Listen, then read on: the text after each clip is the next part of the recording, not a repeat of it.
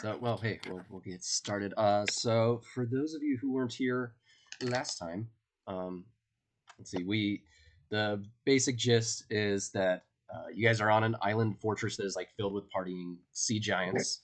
You guys used that like book that you found, a few adventures back now that had like all the omens and stuff from that weird prophet thing that tried to eat everyone, and you guys fell way down below in that kind of pit for those of you who were here and took part in that. But you got the prophecies from here, and find out all these sea giants are gathering at this one island that they have, and like gathering in enormous numbers for them. And they're basically sea giants are giant size, obviously giants, but they have their giant sized ships, and they've got kind of that only set foot on dry land once a year curse going on, and have a look about them. Really, some might be very crab like, another is gonna be like covered in barnacles, so they look very of the sea as well.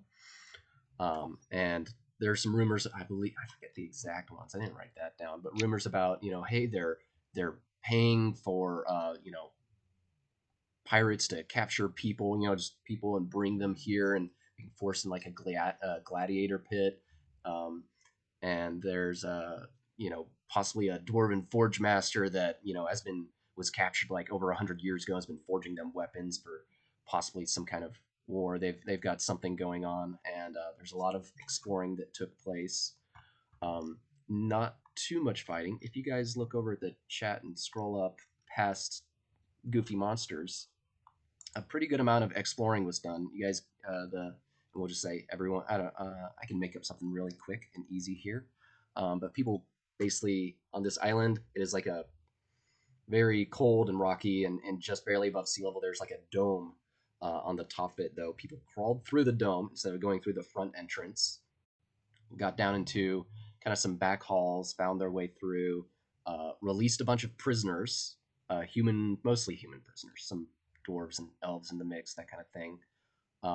Got in a fight there and didn't want to do too much more fighting at the moment because it was like some goblins and a hag and a fiend, and barely managing their way through fighting giants. Even like just four of them was pretty gnarly, but some awesome kept it spells large got and a pulled goblin. off. Yeah, some awesome spells got pulled off. So you kind of the method of progress was like the catwalks above a gladiator arena, seeing humans being forced to fight monsters through these back halls into these where the prisoners were kept. Fought them, found way into more back halls, kind of, and were given a pretty decent map managed to kind of piece together a pretty decent map, which is why I just put out this, and are just let's see, then went into like some halls that seem to go to where the jarl, the chief sits. But in those halls, like the closer you got to the door where the jarl is, people would literally like shrink down, and so you could never, maybe you could eventually get there, but you'd be like an inch tall. And one of the goblins started going down there, and they came back, and they were like maybe an inch taller, but they came back to basically the same size.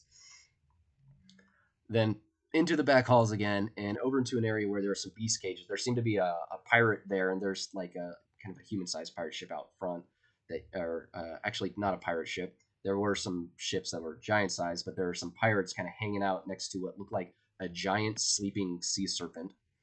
In here, you guys found some pirate captain with like instead of an eye patch, he had like a gemstone eye, and he was kind of like trying to argue with or ingratiate himself with the beast tamer to get an audience with the Jarl about some kind of payment issue. You guys have found some white gold that the sea giants are paying people with, but they seem to be rather light and about half the weight of a usual gold piece. And I think things ended when some goblins snuck in and let a ice monster, basically what I described as a ice centipede, loose. And we kind of ended things on that cliffhanger of things really kicking off. For the people who have just joined us, the Dybbuk and the Toag, we can say that you guys came up. There's a kind of metal hatch on the floor in the beast pits. Let's say that you guys came up through that hatch and found that there are where there's like some wolf orcas, basically outside, like sunbathing and resting outside during the night, has found, perhaps swam down underneath, found a little cave where they are, and came up through the connecting cave into these beast pits right as things are kicking off. Um, does that about cover it, Ian, John, Calvin, or more y'all would like to add? No, I think you hit all the big rocks that I can think of, honestly. And there was just some minor things besides that. I mean, well, wait till you hear Ian's new voice with his new form, but that's about it. I forgot about that. Oh, I have not forgotten about that. All right, and there was that's everything. Yeah, and we were kind of rolling with the each goblin gets a new language. So there was a goblin that could briefly speak giant, but he got smushed. Yeah. So since Ice Monster just got released in here, let's start this one by rolling initiative. All right. Good. Nice.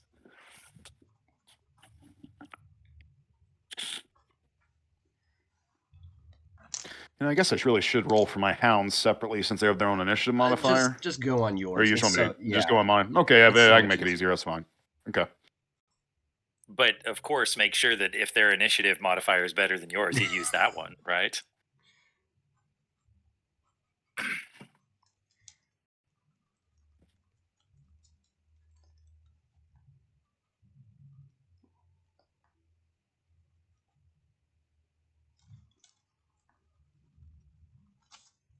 And Calvin and Eddie, y'all have the same initiative, so I'll let y'all pick who wants to go first. I have a +0. I don't know if that was a...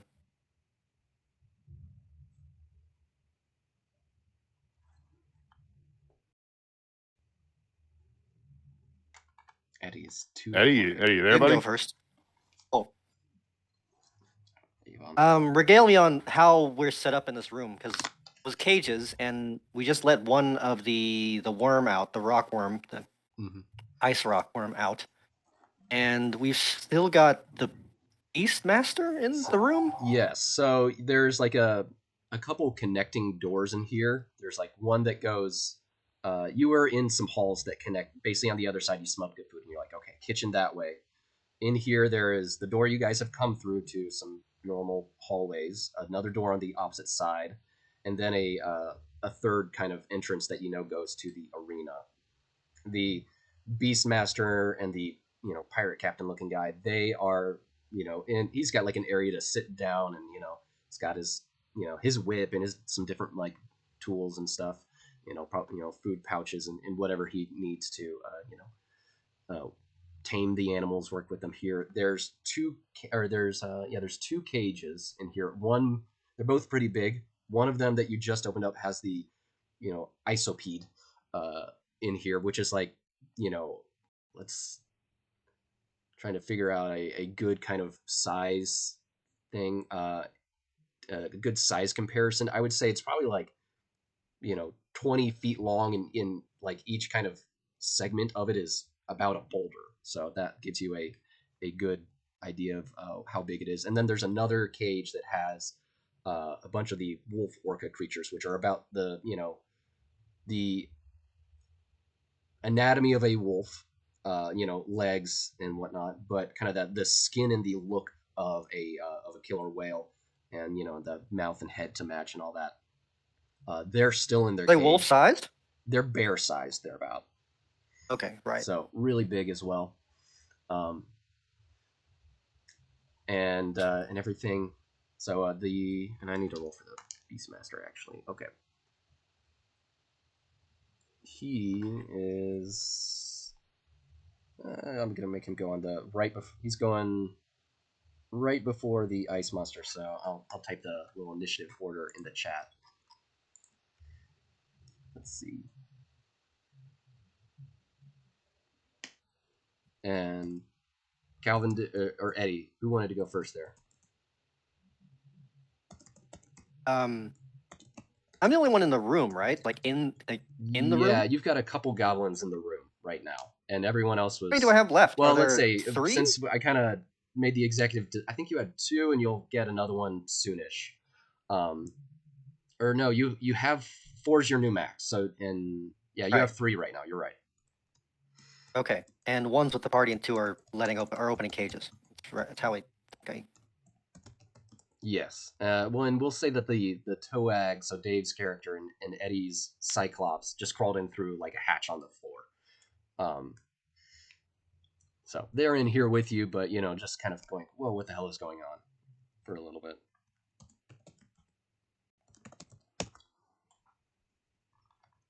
And that'll be it. Calvin, we'll have you go up first, since Eddie is too quiet to claim this. I concur.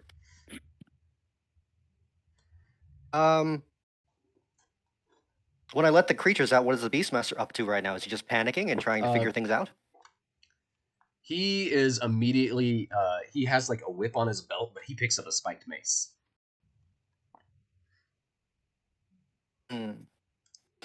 He looks like he was probably already, how he was just like, he was eyeballing it when the captain was just going on and on and on and annoying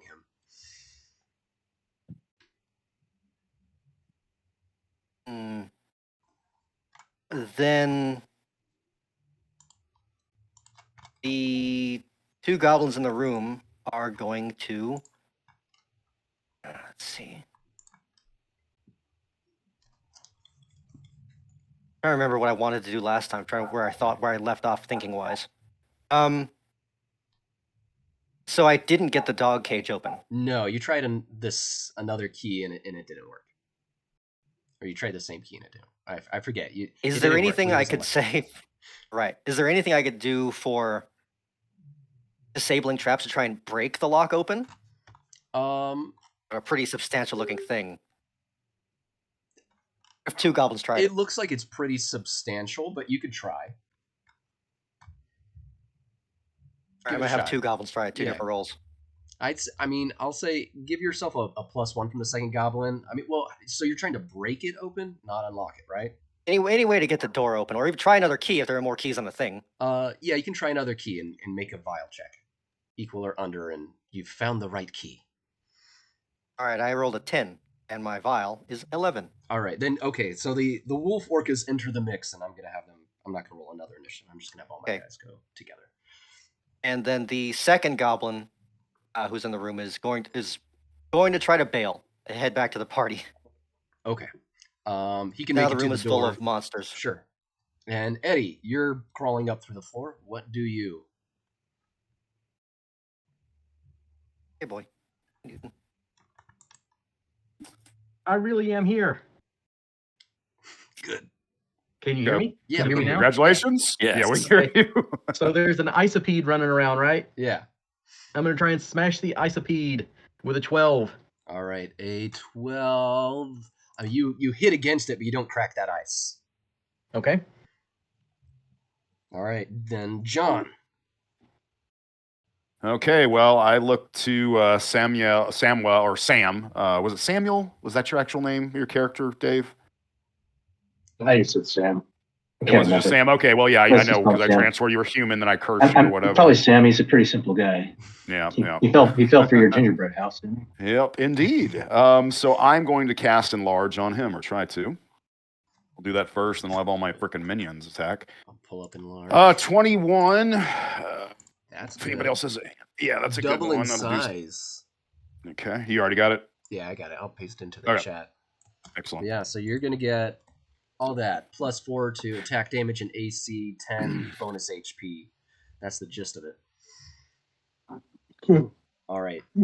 Okay, and I actually give you like a gingerbread cookie to eat. That was a part of my former house and makes you big and strong like bull. All right. That's a touch. So now you get in there and you shove that cookie. Yeah, that way it'll kind of mimic the touch because I have to hand it to him. So, all right, and then I'm going to try to command my dogs attack 85% if you want to roll, Stefan. Sure. How many you got? I do not recall. I got 3. Okay. I've got them for 3 hours. I did keep good notes, thankfully. Good. All right. 1 good boy, 2 good boys, and 2 good boys. Oh, that last one. Okay. All right. So they're going to attack. We'll attack the isopod. Let's try that one first. So first one does a 13 hit? On the ice monster or the beast? Yes. Okay. You're but you're ever so close. If only we had luck and not Lyle. Look up. Hey, we're monsters. Ooh, 22. All right. Yeah. Only 2 damage, rolled minimum. Okay. And then, you know what? My tooth will go after that one as well. Well, no, it probably is going to be. Well, you know what? We can try to see if it's immune to poison. Who knows? All right, probably is. Oh, god damn, this die is rolling great. So that is a 24 to hit. Yeah. Is it immune to poison because this only does poison damage? No, it's not immune to poison. Oh, It has okay. like frozen-looking internal organs running throughout it, making it like really nice. Okay. like weird and gross. So it takes 1 point of damage, and then it needs to roll a Fortitude saving throw for an additional kind of poison. Okay. I probably failed that. Yeah. 6 total. Oh, okay. So it'll die slowly in 1d4 rounds. Okay. 2 rounds. Wow. All right. I'm gonna keep track of it. It's turn now. It's gonna bite it. And that was from your hound or your Tooth. familiar? That was from my tooth that's floating around. Tooth? The sentient tooth I have. Yeah. It can be attacked and definitely hit it. It's kind of Yeah. weak. So I think it's gonna attack that. It's got 2 hit dice. So first one, tooth. Let's see. I get a 20 or not a 20. I get a 17 to hit. I'm adding 10 instead of singles. 17. Shit. Yeah, I'll let it go through. All right. I'll let it go. Yeah, I won't spend any bile. 4 points of damage. Ooh, okay, still up. There's a big crack in it, but it's still up. Yeah, you ruined the enamel. And it tries to attack one of your hounds, the hound that got it, but nat 1 on that. So I'm gonna say it's just like kind of it's flailing with the poison that's now riding through it, and you see like silver kind of or purple pulsing through its somewhat visible organs, and it's just flailing around, hitting itself against the cage at the moment. Okay. The now freed wolf orcas, one of them is going to try to attack and crit that goblin. Ooh. Calvin, how much health does this goblin have? Is it probably not 6? No, it's definitely not 6. All right. No. I figured not. Let's see. I'm still gonna roll a crit fumble. He gets like knocked out, legs knocked out from under him, and the wolf orca just starts eating him. Hungry dog thing. All right, and you and I don't think I specified tonight, but I did 2 weeks ago. Not that anyone would remember that. There was 8 of them in there. All right. I was hoping they'd be mad at the Beastmaster, if I'm honest. Yeah. Well, I'll say, they're not all going to be able to get out of their cage this round. There's just not enough space. But I'll say 3 of the 8 get out. One of them going to go after the Beastmaster. That goblin was in the way, though, and does make a hit. Let's see about damage on that. Take some damage. Not that much. The captain here he kind of sees like the open door with all these monsters in one area, and he's not engaged in melee yet. He's going to make a run for the other door. Meanwhile, the Beastmaster here, he's going to have to try to fend off this first wolf orca. But he's a giant, so let's see about D24. That's a definite hit. And smashes it with his spiked mace. Let's see how much, killing it in 1 blow. Oh. Yeah. And with his second action die, just a D4 or just a D16. Watch me with a natural 16.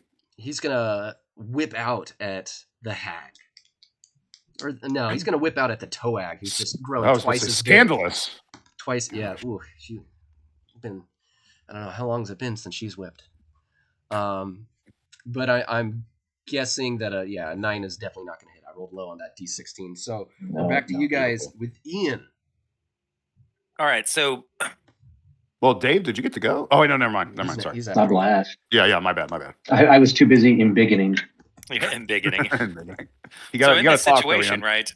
We are releasing these animals, not necessarily just to fight them here, but to do something with them, right? To use them as a distraction. I think less so just to like myrtleate them right now. Am I wrong about that? I don't really remember. Yeah, we were trying. Our plan was to kind of like ensue more chaos. That's why we released all the prisoners, and we kind of incited, or we like convinced them to go somewhere to kind of cause more chaos, and that's what we were going to do with the animals too. Yeah, Okay, that was the plan. all right. That was the rough plan, if we can. And so now that we've released both the Isopede and the Orca Wolves, I feel like ushering them out of this room is probably appropriate at this point. So I was also thinking about killing the Beastmaster, so I was thinking that he'd be the one to put them back in the cages if he could. This is kind of why I wanted to break the door if I could. sure, break it. yeah. So Yeah, that's a Beastmaster good is point. Shouldn't attack yeah, the Beastmaster is a good target then at this point in time. So I fly up into the air up above, and I'm going to go ahead and cast Hellfire on this guy. All right. Let's see. And were you? I think you were doing good on your spells. Were you down the action die at all? I am down the action die on Hellfire, yes. So I need to re-roll that. And did we figure out you're down action dice on all the spells? It's not individual. It's blanket. It's your action die goes Okay. down completely, not per spell, but all of them, everything, even healing. Okay, then I probably shouldn't be casting spells then at this point, because I have a few times that I've gone down from it where I don't, I mean, I guess a critical success can be functional in that case, but then remember, if you've killed anybody though, that counts as a sacrifice because they're not a believer. So because I think you did sacrifice some people last session. Let's, because it's been a couple weeks, we don't remember. Let's put you at top for this one, and we'll go. We're not going to review the footage. If you stand up and sing Arthur Brown's Hellfire, you get to move up a bit. I don't even know that song, so unfortunately. If you listen to it, every time you say Hellfire in this game, you won't be able to not think about it. All right. Okay, so I got a 15 then for that, which puts it in just, let's see, a ball of fire strikes one target within 30 feet. So I'm going to hit the Beastmaster with it for 1d7 plus character level points of damage. D7. So that is 8 points of fire damage. All right. And then they have to make a DC 11 character level fort save or suffer half damage on the following round. He makes it. All right. All right. Dave, big man. Yeah, I'm trying to decide. I'm going to try to finish. The Beastmaster Giant, with my size, am I comparable to? Yeah. Well, I'm only twice as big. I mean, you're probably like so 5 or 6 feet. I mean, so he's a 10 or 12 footer. Yeah, he's like a 12-foot giant. I like the image of that, but I also like the idea of finishing. Well, okay, there's plenty of people that can finish off that ice speed. It's Beastmaster. That round. I'm already engaged with our Beastmaster. I'm going to try to on Mighty Deed. I'm going to try a double leg takedown. See if I can get him. So that's my that might be the fights tonight token. I have to use Purple Sorcerer because I didn't bring any dice with me. Oh, with that bonus I got right now, that is 25. Oh yeah, that'll work. Damn, dude. Yeah.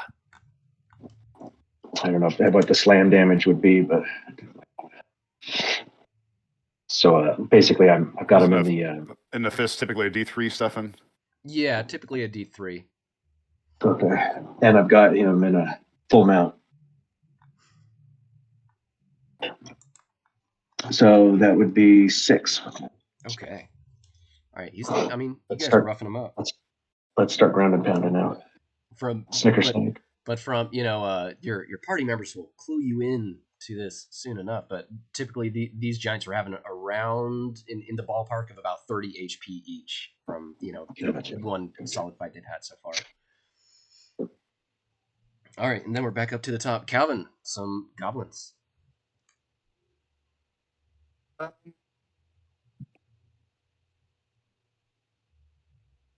Audio issue. Oh, can you hear me? Yeah. Sorry. Okay. So, question: does my mangy cat that one of my goblins have like it? Probably not. I don't know. It So can if be I left- it can be a vile check. Vile check. was about to say, well, okay, shit. Do orca wolves hate cats? Make a vile check. Fine. Oh, sorry, my dog is messing with me right now. 11, so I'm tied. Your mangy cat likes you well enough, Dang. but let's say the goblin that it was with probably just died. Okay, so it doesn't like any of the other goblins. That's okay. So this crated mangy cat that have been carrying me around, one of the goblins picks it up off of the dead goblin or whatever, shakes it up and tries to bait the orca wolves out and get all of their attention, and then fucking throw the cat out the hallway. I don't know. Well, half you guys are still in the hallway. Out the opposite direction of the party. The way that the captain is pirate captain is going. All yeah, right. just ruin his day. Throw him at the captain. I don't know. I don't know what bonuses that is, but I rolled a 15. Is that goblin mischief? Is that a trap? Well, it's kind of a distraction. I don't know. Yeah, we'll call that a distraction. And that's a +2, so 17. Did I get any of the orca wolves' attention? Yes, you get one of their attention. One of them like clocks it and starts going after it for sure. Okay, then the other, I lost. So I only have 2 goblins left. And I think I said earlier I had one goblin riding one of the obedient. Yeah, it was mastiffs. What are they called? Hounding horrors. One of the hounding horrors, and he should be on the back of one of them with a short bow. So I guess I'll take a short bow shot at the Beastmaster because I'm probably right next to him. Yeah. That is a 14. That'll hit. So that's a cool. We're D6. 6. Okay, nice. I should start like poisoning my arrows, huh? You should totally. It's hard to find. That. Yes. Listen, goblins, they can just scrounge up poison stuff. That's one of their class abilities. And at my next convenience, I will be doing that. All right. Even if it's weak poison. Yeah, then it's weak poison. You know, you get something. Yeah. It's detailed in the class abilities. All right. Is it? It is. Wait, really? Where? Yeah. Where is that? In the goblin section. Under the potent poisoner, I believe. Yeah. All right. I miss horribly at the isopede. Oh, okay. All right, Eddie. Well, hopefully soon you can swap into a sea giant body. Yeah. All right, then the isopede is going to try. I mean, Eddie, you're missing at it. It's going to try to get you. I think a 19 hits you. Pretty confident about that. Yes. All right, it does a nice, like takes a bite out of you with these frozen mandibles. Does 6 points of damage, and it also let's see. I think it somehow knows that hag did something to it, or no? Well, it's the flying tooth. It's gonna try to do like a little ice boulder tail whip at the tooth. No, and roll a fumble again, and just immediately like curl up like a dead centipede. And that is it. That was the end of its second turn in combat, so it is dead. The wolf orcas one is going to go after that cat, bite it, and I'm just going to say that cat instantly dies, and now it's right next to the pirate captain over here. Does not mange? What's the word? What's the one that's not mange? The other ringworm. Rabies. Does rabies go to animal if you eat a rabies animal? I know it's not gonna be instant, but it just occurred to me as a thing. It's not important. I don't know. Yeah, mange is caused by fleas, isn't it? Never mind. It is. No, there's a ringworm. Cats have commonly a ringworm. Yeah. Feral cats, yeah. All right. All right, cool. Down a cat. The pirate captain is. I'll have him go next. Actually, he's gonna pull out a cutlass, swipe at this wolf orc in front of him, do a little damage, but not kill it, and start running out the door. The giant Beastmaster guy, he speaks in like a barking tone, and suddenly all of the wolf orcas stop attacking him and turn their heads to focus on the rest of you. He is Well also trained. he is also going to take another attack at our wonderful Toag here. Dave, what's your AC with the +4 added on? So it's Joey. 18. 18. I mean, I get close, but I'm not hitting. All right. Thankfully, I've got the rest of the wolf orcas are able to get out, and I get to attack you guys a whole bunch now. He doesn't like you, of course, so he's sending basically 3 of them after you. I rolled pretty poorly, though, so only 1 manages to hit. You're going to take 6 points of damage. Throw... Let's see, Ian, you're flying up high. Mm-hmm. We're going to have 2 on the... on our Cyclops here. Let's see, Eddie, you posted your stats up there, so I can go look at that. You are AC 14. Do you want to use a vial? I got a natural 11 plus some unknown bonuses. Maybe you're being hit, maybe not. Do it. All right. Minimal roll, 2 points of damage, of course. And the next one is a hit, though. No way you're getting down. 7 more points of damage. And the last wolf orca here is going to go after, let's see, a goblin, or I'm going to roll evens and odds. And John, you'll be evens. Calvin, you'll be odds. Evens, taking a bite out of the hag for 7 points of damage. Ooh, okay, that was not fun. All right, but now... It does not look good. Yeah, back... Did I skipped you, John, actually, didn't I? I think I go after, don't I? You should have been it's in first. okay. Sorry, no, well, go now. It's fine. Go now then. Yeah, that's it. It's fine. Okay. Does one of the wolf orcas look like bigger than the others, or kind of like the pack leader or something like that? One has like a badass like scar across its face, and you're like, I have no clue what that came from. But okay. And do they actually have fur? No. Like they're like orca skin. Okay. Yeah, that's what I was thinking. So I was gonna hopefully grab a tuft of fur, because I'm sure you know what I'm about to try. So yeah, Mr. Scar over there, I'm gonna try to cast possession on him. Okay. Okay, that'll be a 22, so he gets a D24 will save, or D24 to make a will save against 22. I rolled pretty high. Okay. I don't know what am I saving against that save? Yeah, you're saving against a 22. Yeah, that's how it works. I got a natural 19. Ooh, I'm gonna hold on to the vial and hope that he can't make that. He can't. He has a -1. He's just a beast. It's an 18. Good. So 22, that gives me caster gains control over a single target with 6 feet, 1 turn, and I can give him verbal commands. They're followed. He has a -1 die. Moves at half speed. I will say, verbal command. I point at the Beastmaster guy and all right, or you'll be a meal. I'm sorry, I've got a rhyme.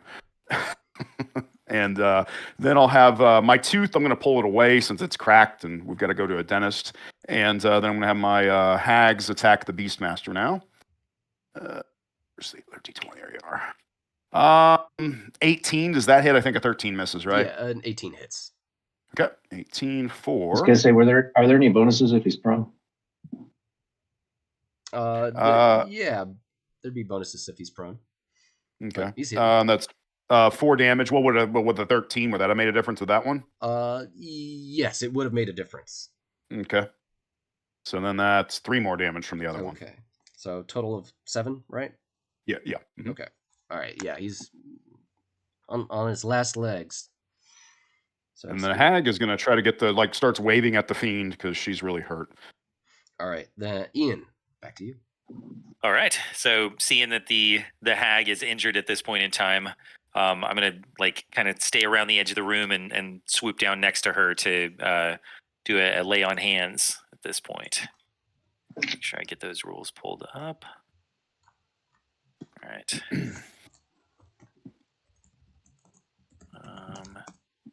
That is a 16, which I think is 3 die. I want to say on the table. Actually, where's my book? So I'll see if I can pull it real quick.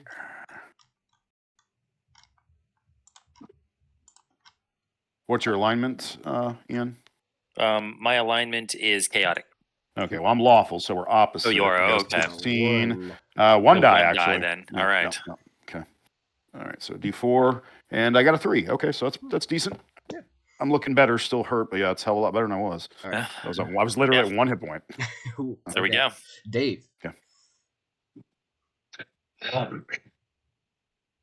I am going to try to prevent him from making more command. I'm gonna try to. Well, I'm going for his face, hoping to cut off some tongue or something along those lines. Ooh. Can't command a dog if you ain't got no tongue. So would be with the bonus 23. That'll hit. And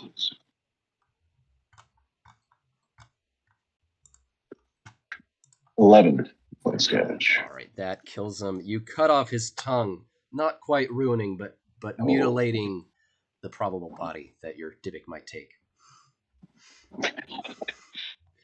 All right. If he possesses him, he's got to talk like he's got to hold his tongue when he talks. Yeah. All right. But there's still, so he's dead. We'll say the captain's basically left the room unless someone goes to stop him. I mean, he's out of the room, but he's running down the hall. We don't want. I'm going to send the hounds after him and tell him to kill him. Yeah, but there's still, even though the Beastmaster said the command he's given to the 6 remaining wolf orcas, they still seem hostile. And Calvin, we're back up to you.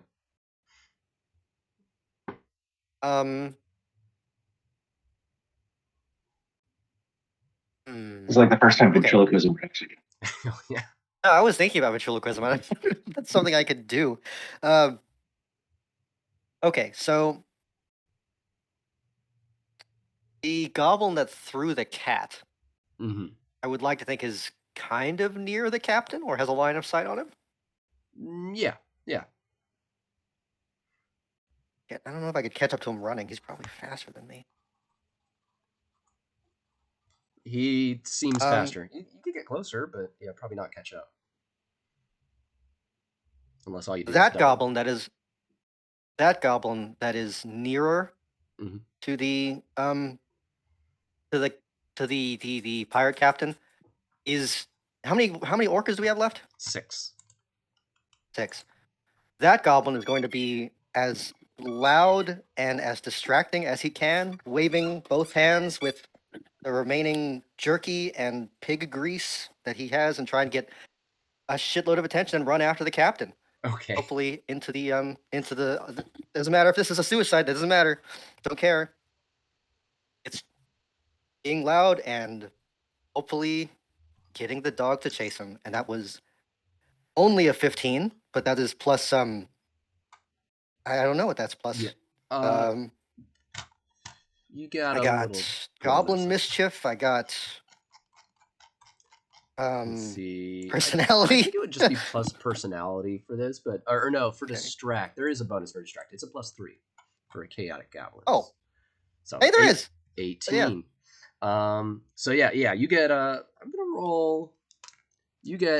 I rolled a D3. You get just one orca, one of the wolf orcas chasing after you, and then the captain in front of you. And he kind of looks behind. He's like, fucking, he's very upset by this. Things are not going to plan.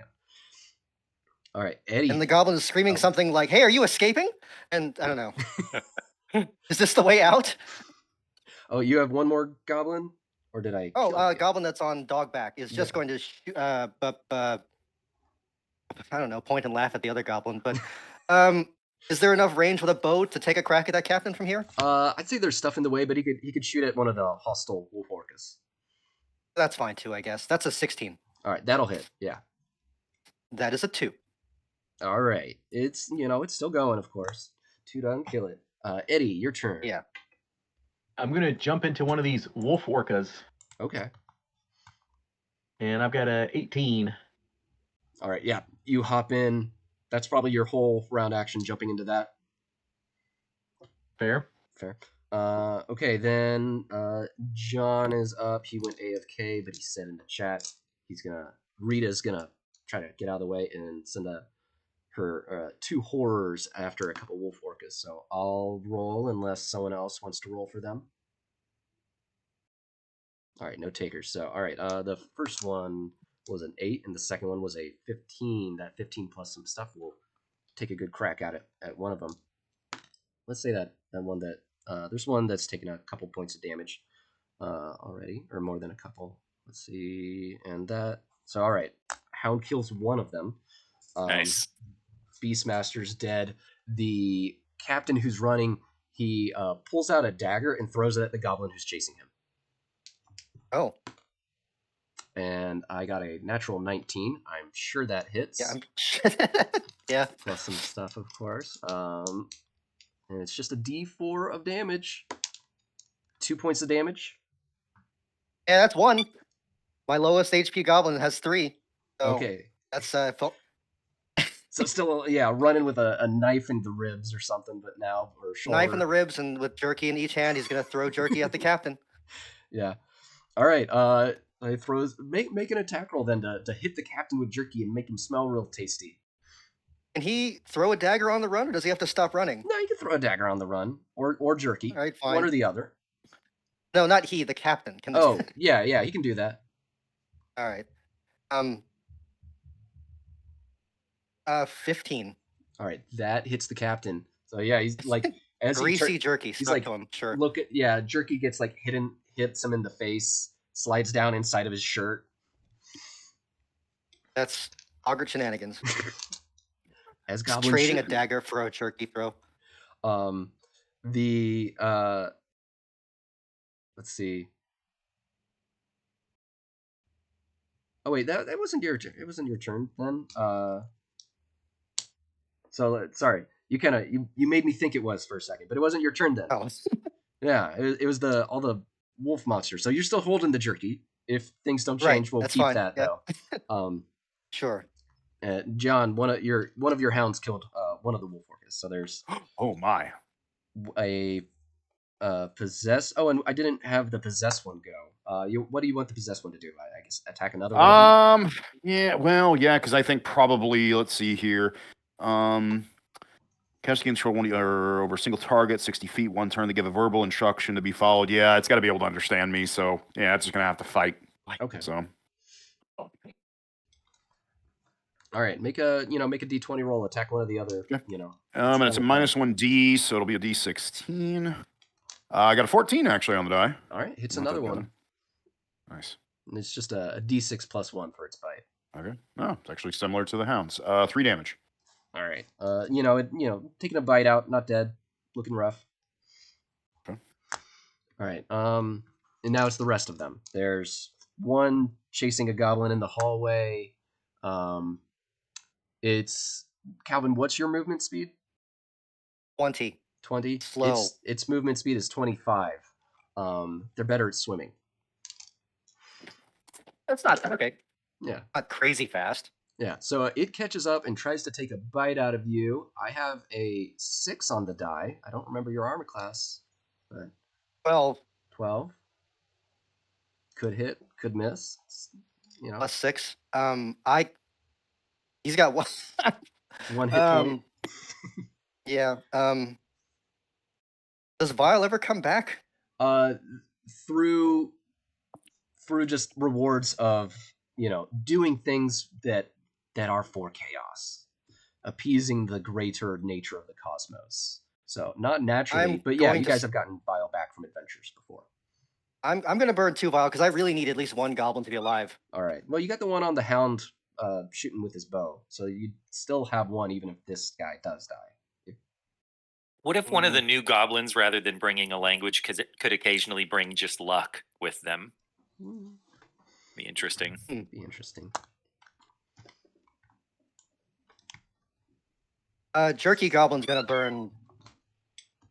Jeez, that's plus 6. Does it really have a plus 6 to attack? No, they don't. All right. Okay. I just put it in chat because Eddie got one. No, they No, don't. you're just trying to make you. Yeah, I'm just trying to. Vile. I'm just trying to take it from you. Yeah, I know.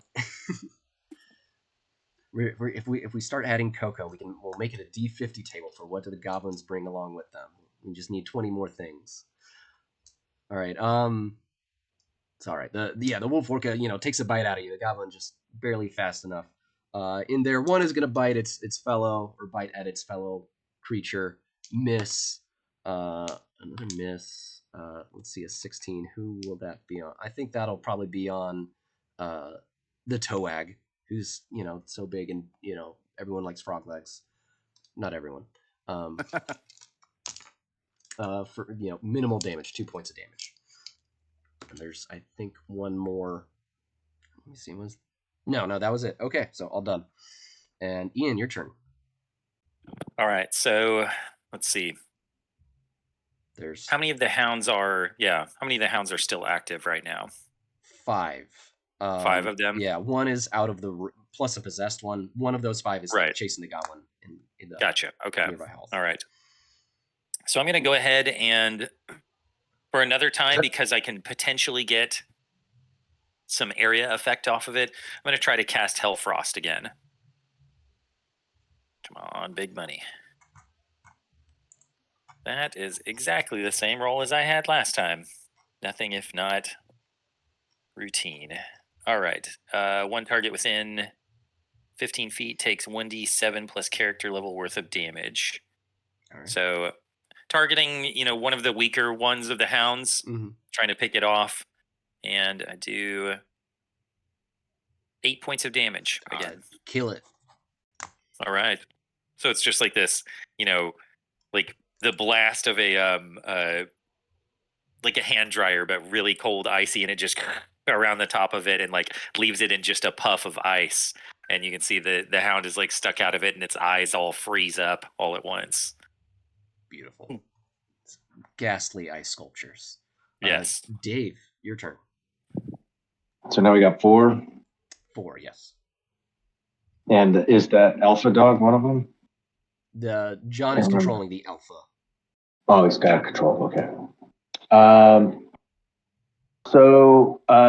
is anyone currently engaged in one specifically? Or are they just? Is it just? You're engaged with one, or one's trying to engage with you. All right. Oh, that's true. I forgot about that. I'm going to give a big froggy jump and then try to land on its spine, axe first. Kind of a reverse Bane, I guess. I lost my rolling up here. Here we go.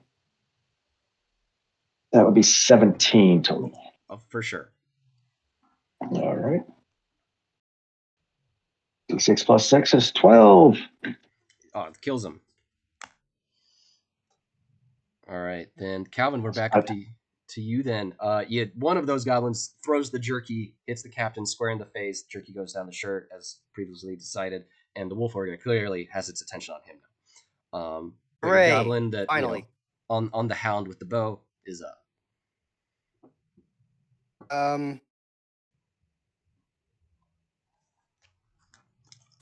Well, I can't really do a whole lot but attack. I mean, that goblin is going to shit. I was about to say, like, would they obey whip cracks, but they're clearly just obeying, dog language. Well, no one has tried yet, except the dead beast master. Then I'm going to try. Then I'm not going to bother doing 1 or 2 hit of damage. That goblin's going to hop off the back and try and pick up the beast master's whip. Yeah, give it a crack. Make an attack roll. Or, well, I mean, you're trying to like convince it to stop. Yeah. I'll say make a roll and add your personality then. Personality modifier. And that is a 14. All right. And try and copy the bark sounds. I don't know, like try to make dog sounds. Maybe that one will get killed. I love the image of it. I made it. I gave it a will save and it failed. One of them is like cowering in front of you now. Bear-sized creature cowering in front of this little goblin. Hooray! This is exactly how this goblin wanted to die. All right. Let's see. Eddie, you're up. There's really 2 left that are still hostile. Okay, are they both full health or is one injured? Both full health. All right, then I will bite into the nearest one for 4 points of damage. Okay. It takes it. And John, you and your So team. the hag will, following suit with what our clever goblin friend did, she's going to say, "Sit, or you'll get bit," to the possessed one, and then make it sit, and then all the hag's hounds sit at the same time, hoping to get like the pack mentality to where, maybe the other one will follow suit, or the other 2 that are left that haven't submitted. Sure. I'll say make a personality check as well then. And I'll assist him by sitting as well. Nice. There you go. I've got my I'll say- D16 because say my make- personality's terrible. Well, I'll say no. Do it with a. I was going to say up 1 die since you've got the Oh, good so I plan actually here. get a normal chance. Well, Hey, that's corruption for you, though. Okay. 19. Shit. Okay, that's great. All right. Yeah, because I actually do have a +1 Hooray. for my personality. Okay, I rolled in. One of them was a nat 1, so it sits and is obeying. The other nat 20, it's not sitting. No, that's a dead dog. I hate it, but it's dead. I think it does not like you at all for ordering it around. But it's let me see. It's probably the one that Dave's engaged with. I'm gonna say it's gonna go after you, but Dave, you get a free attack on it since it's leaving that melee. I accept.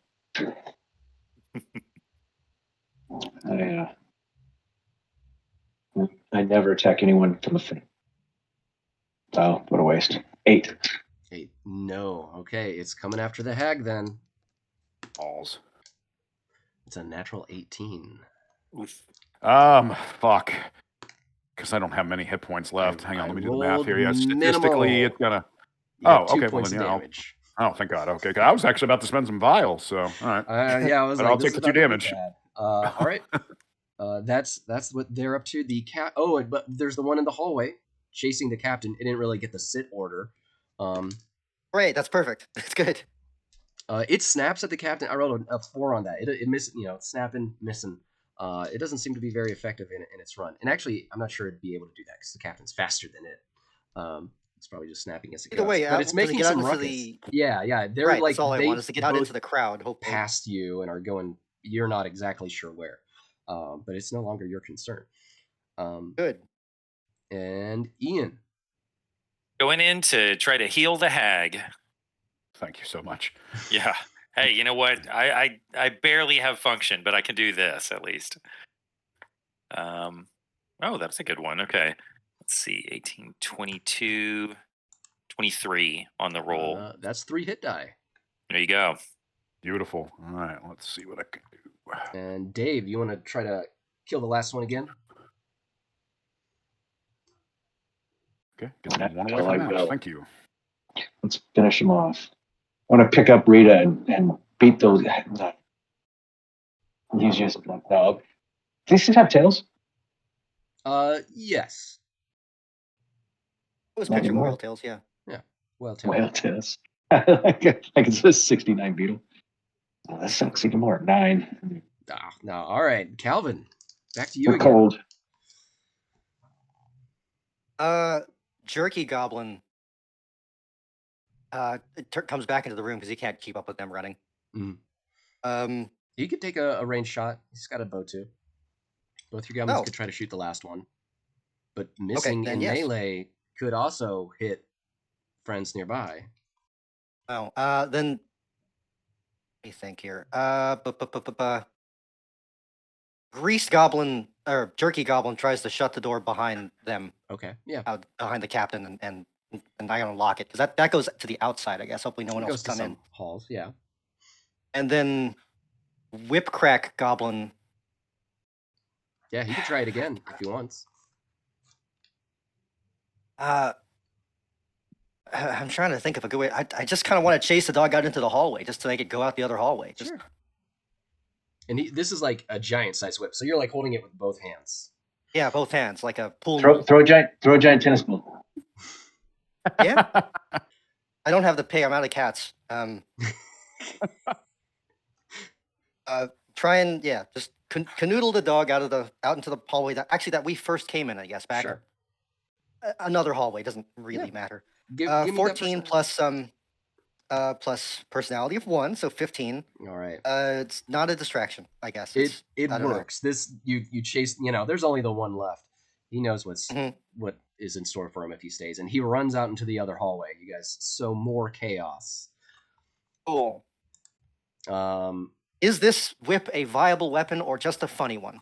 it's a viable weapon. What does it do damage wise? It for you it'll do a D5 damage, and it's got like a 10-foot range to it. I'm gonna ask some Indiana Jones type questions later, but I'm coil it up all and for that. put it on my back?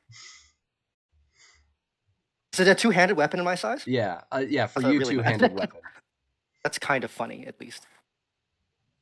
He's gonna boil it up to keep it with him. I love it. All right. I mean, you Okay. guys have sent the wolf orc is going in either direction. This is assuredly people are going to go, what the hell is going on over in the beast cages sooner or later, but here you are for now. There's the dead beast master on the floor. What do you guys want to do? Does he have a hat or any kind of identifying dress? Let me roll, because I've got a fun thing. Yeah, he has a shell helmet. I shall jump into that body. All right. I will give you... Before he does that, we'll stick the tongue back in just to see if it, I don't know, maybe it'll come back. Maybe it'll stay.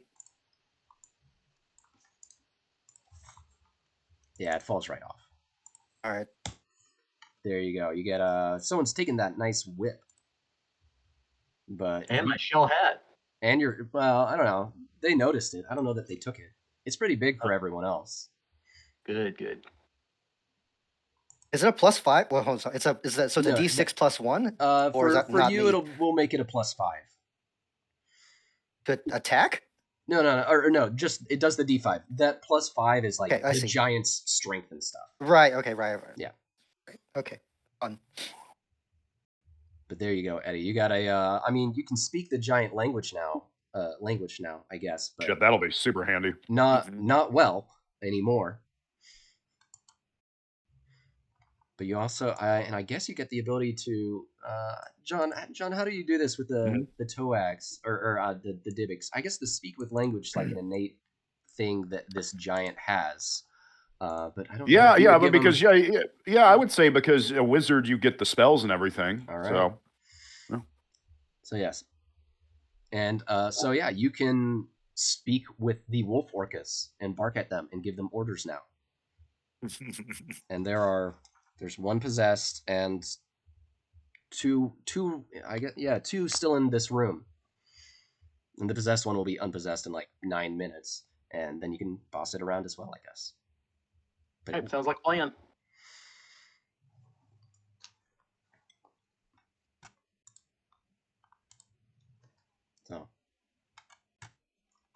So at this point, in here, what is this room like? Like, what is the ceiling area of this room like? Is it does it have big rafters or anything in it, or does it go up very high in here?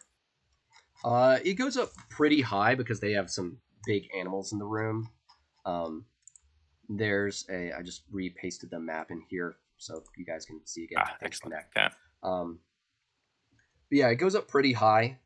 There's not like rafters; it just goes up high, and it's mostly made out of stone. But it's very frosty in here as well. So it's very, this is probably like around freezing temperatures, probably a little below. Let's see. I forget exactly because I know we've scouted through a lot of this already. At this point, we're just looking to cause havoc. Maybe we just follow along behind the dogs, right? Like, yeah, I think that we should tell the dogs to go, cause havoc, and shit. I'll just send the hounds with them. All right, which direction? Well, I'll probably keep the hounds with us just in case because I'm rather weak. That's a good question. Yeah, which direction, gents? Do you think we should send them? Why not back towards the kitchen where the Jarl, the connection into the Jarl's area is? We can just press there and get them, where it hurts, basically. I'm fine with that as long as you say it in character. Yeah, exactly.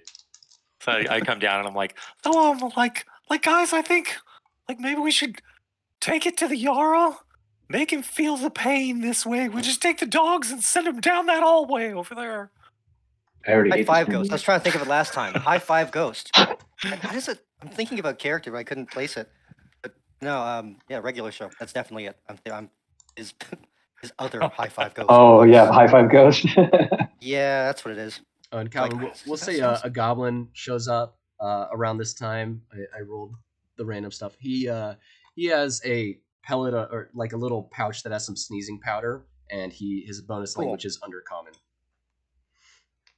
Is to believe this goblin was merely in one of the beast cages. Was there the whole time? Yeah, just hanging out. Been sleeping under a big pile of like rotting skins. It's just like there. Under a big pile of Sounds great. hay, like that goblin in Legend when they fell down the chute. Oh yeah, Exactly. That's right. Yeah, forgot about that. Takes off his helmet.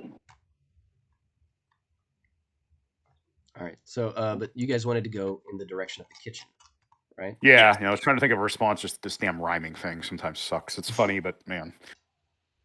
But yes, Rita just nods and smiles with. Oh, she's also got rotting flesh now too. So I think you guys missed that. That happened last time. Lovely. On her face. Yep. All right. You guys start making your way down in the hallway and hear a lot of ruckus coming from beyond the door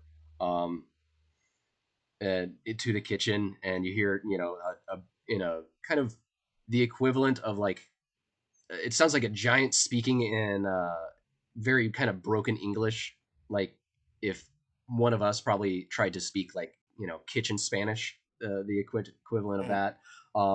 Basically, it sounds like they're being like, ordering a new meal, add it to the stews, cook it up, but it's in a loud, booming voice. I mean, at this point, let's just fling this door open and send these dogs in. I mean, even your hounds as well, Yep, John. I Right? agree. Yep, let's do it. Send in the hounds. Yeah, you've got 6 of them now. So you guys, kick open the door to the kitchen, send them in.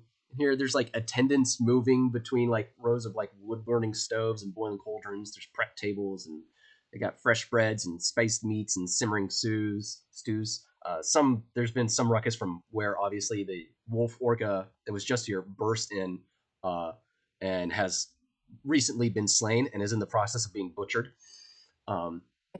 Waste time. A human attendant washing a pot under like a water pump locks eyes with like the first, y'all is, or probably one of your dogs, not even y'all, and look and starts hiding, and you see 2 like big ass giant chefs in here, pot in one hand, butcher knife in the other, and they let's I guess roll initiative anew. All right.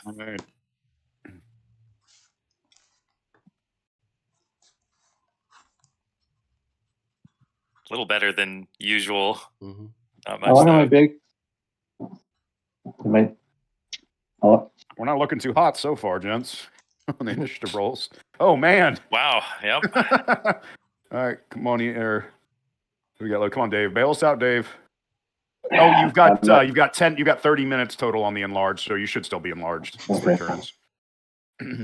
All right. Oh, damn it! Wow. We were just in sync. We're in just sync. shy of a straight. So yeah, exactly. John, you control. How about you control the your hounds? Who wants to take charge of the wolf orcas? I don't mind doing both, honestly. Yeah, I can do both. All right. Yeah, just because they're pretty similar to the hounds. It sounded like stat-wise, anyway. All right. You continue to have 1 disobedient dog. Okay. Yeah, we're gonna call her Karna. Right. She just won't listen. But y'all don't go first. Really? Yeah. Who would have guessed? Yeah. Okay.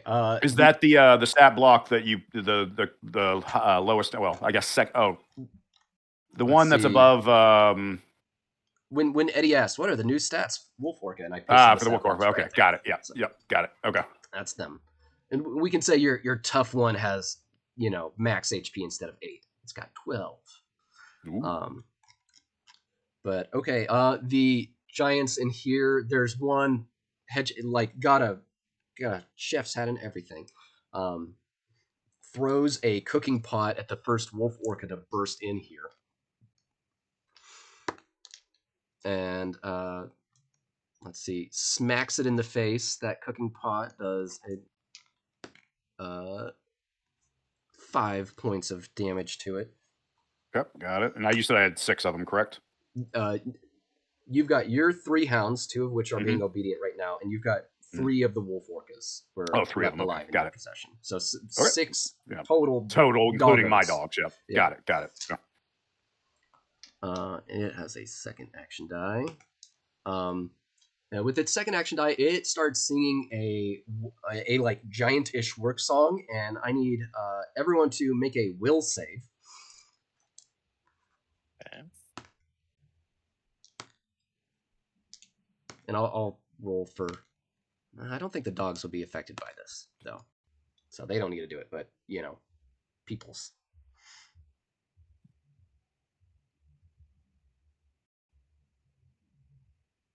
Well, since most of us did pretty well. Since y'all can't. Oh, Okay, God. yeah, Calvin, you get to do okay. Well, the DC was 13, so one goblin and the Ooh. fiend are no. compelled. Start joining in on this song that they're like barely keeping up with, and you guys on your turn will be going in and feel compelled to do kitchen work. All right. And all the like human attendants in here, they're like kind of doing stuff, and now they're being like forced to do work. This magical compulsion, but they're like very fucking worried about the whole situation that's going on, of course, and probably not doing their best cooking at the moment. The second giant in here is going to cut at one of the and absolutely hit one of the wolf orcas. I'm gonna try to find my D10. Here we go. And I roll a 1 on that. We'll say it was the same one as before, so that we can kill one, and things are a little less complicated. So down from 3 to 2 of them. Okay, so he does kill that one wolf orca. Got it. Okay. Yes, Right. and Calvin and Ian, you guys had the same initiative. Who wants to go first? Calvin typed it in first, so I'd say him. But Ian, if you have Yeah. Oh, dang, I was works. still thinking. I mean, I can go because all my turn is going to try to do kitchen work. So all right, yeah. You do kitchen work. I guess One so. goblin does kitchen work. And you can make Can a you new save throw on your sneezing round. powder? No, you can make a new Okay. save for that. Yeah, you can totally throw sneezing powder. It's like a little packet, and we'll say. So it's in like a little bag. You could just Yeah. throw it in a bag and it popped open kind of situation. Yeah, it's like a little paper pouch. Just folded up piece of paper with probably like a little bit of wax or something to kind of seal it, but it would burst when thrown. Is it just an attack roll, or do I have to like yeah, go like up there? like shooting a bow. Yeah, throw it. Okay, I'll maybe put on a bow on a arrowhead. I don't know, it's like a That green sounds arrow goblin. situation. I don't know. Yes. Fucking slingshot, sling. Right, whatever. I'm gonna try to sneezing powder the singing one because you can't sing while sneezing. Okay. Assuming he's still singing, or didn't have to just sing it once and then it works, right? He's still singing. That was a nat 20. All right, he's gonna make Of all a the stupid things to 20 on, but I'm okay with that, I guess. Hey, that means you hopefully get some kind of cool effect. Yeah, he starts sneezing, and the effect stops. We'll say since it was on your turn, your one goblin briefly does some kitchen work, but he starts sneezing. Does sneezing powder have any effect on vision or anything like that, or is it just sneezing? Just the sneezing? Just the sneezing, we'll say. It's a totally unstatted little item you have, so I'll rule of cooling it. Ian, so your turn is saved. It's good. Oh, I got one more goblin. Do I have 3 goblins or yes, 2 goblins? You have 3 goblins, but we'll say one Okay, of them was washing a pot for just Singing, a moment. right. One goblin uses a sling to throw a harmless bag of sneezing powder in one of the giants. And I'm trying to think of a good like comedic beat. He gets the goofy sneezing powder, and the second giant gets an arrow. All right. Just a normal arrow. That one was a 7. All right, that's a miss though. All right, Ian. I miss. It's funny though. all right. So Use the let's sneezing see. powder. So one of these chefs, like looking at him, are they paying any attention to us that we're actually cleaning stuff for the kitchen? You are saved from cleaning because the one that was doing that work song is sneezing now. So, Sure, but sure. if So, you like- start, I mean, if you want to fake him out, you can fake him out and just. Well, that's what I'm saying. Like, did they just let us go and work and they weren't looking at us as we were doing stuff, or? I mean, there's a lot going on, so they're still looking at Okay. you. But if you do that, I mean, you're not gonna be the focus of attention. Sure, gotcha. And I mean, I've just been having fun casting spells, so that's what I'm going to continue to do. So they're working in the kitchen. I assume they probably deal with hot stuff all the time. So I'm going to go ahead and cast Hellfrost again and see if I can get a good roll on this one. All right. Ooh. Okay, that is 21, 23. All right. So I can send forth, because I got a 23. The caster can send forth a cone of frost, expanding 10 feet wide and 20 feet away. All creatures caught within this cone take 1d12 plus character level worth of damage. So kind of where I am, is there an angle that I can catch more than one? Can I get like this one of the chefs and something else in there? It's a really packed. There's like 20, little workers, human workers in here. So I say make a vial check to see if you can like push past the right humans. All right. There are a ton of them are going to be caught in this cone, but you probably don't care. Okay. There's going to be so many. I did. Okay. Buttons. I rolled a 4, so I made it. All right. Yeah, you can get both. Okay. So then I just release on these two chefs here with my cone of cold, and do 7 points of damage. All right. And any saves involved with this? So they will need to make a DC 14 fort save, or they'll suffer a -1d to their action on the following round. Okay. One of them made it, one did not. All right. All right. I'm noting that. And John, you're up. Okay, so let's give all the puppers attack. Do the 2 orcas first. Is one of the chefs wounded yet? Yeah, they both just got wounded by Ian. Oh, okay, that's right. So, well, just attack one. They're all going to rush the same one. All right. So these are the orca pups. I'm gonna say they, because like you're controlling them, but they're not quite as under control. I'm gonna make a check to see if they get distracted by humans and just start attacking. Yeah, I got you. Okay. 2 of them just start eating people. Okay, well, I only got 2, so yeah. Oh, okay. I rolled for 3, yeah. so sorry. One of them just starts eating people. Okay, all right. So the other one is going to attack the. Well, they're all with the other 2 hags or haghounds that are listening to me is going to attack that same giant chef. Yeah, I don't think a 10 is going to hit. No. And Ian, why don't you roll a d10 to see how many humans were caught in the blast? Alrighty. 3. All right. We'll say 4 total have been killed. And John, sorry, continuing with your hounds. Oh, it's okay. Yeah, these are my hag hounds. Does a 16 hit? Yes. That's 5 damage. How about a 12? No. And are you targeting? There's like one that's got like the big chef hat on, and there's one that looks almost as impressive. Sous chef, as it were. We'll go after the one that's almost as impressive. Okay, all right. Focus on the dogs attack the sous chef. Yeah. Sous chef. Yeah. Okay. All right, so yeah, it was just 1 hit for 5 damage, and then Rita is gonna actually. I don't want to risk casting too many spells. She's gonna use her sling, put a stone in it. Oh, and that's right. Now I get a D16 for ranged attacks. Yeah. So I forgot about that. But I got a +10 on my spell checks now. 8 probably misses. Mm-hmm. Yeah. So all right, that's me. Make another attack roll because you missed in melee. You might hit one of your. Oh yeah, that's right. Might have hit a pupper. 12. That might hit a hound potentially. Yep, that could hit a hound. So roll. I'll roll a d3. 1 is the orca. 2 or 3 is the hound. I got a 1 orca, so Okay. I think that will miss. Give me some. No, it would hit him. So I've got its AC as 14. You're right. Yeah. Yeah, 14 AC. Yep. I was So looking at the wrong stat. that still hits. It just bounces off its flesh. Maybe it looks back and snarls at me. All right, then Dave. I'm gonna take it. There's like a theatrical giant pot of boiling something. All right. On a fire stove. Would that be a safe assumption? Oh, there's plenty of that in here. Okay, I'm gonna take a big old pot of boiling, scalding, oily, greasy mess, and I'm going to take that pot and fling its contents at our Gordon Ramsay head chef. All right. And I'm going to scream, Chef Boyard, die! How about a 17? That'll do it. All right, now you got to figure out what scalding, hot, greasy, whatever that is. All right. I'll say give me a D6. I'm gonna have him make a fortitude save. I failed, so give me 2d6 actually. All right. In this particular case, I mean, because it's flinging water, I wouldn't. Would I add a damage modifier to that, or No, or let's not? just do flat 2d6. All right. Let's see.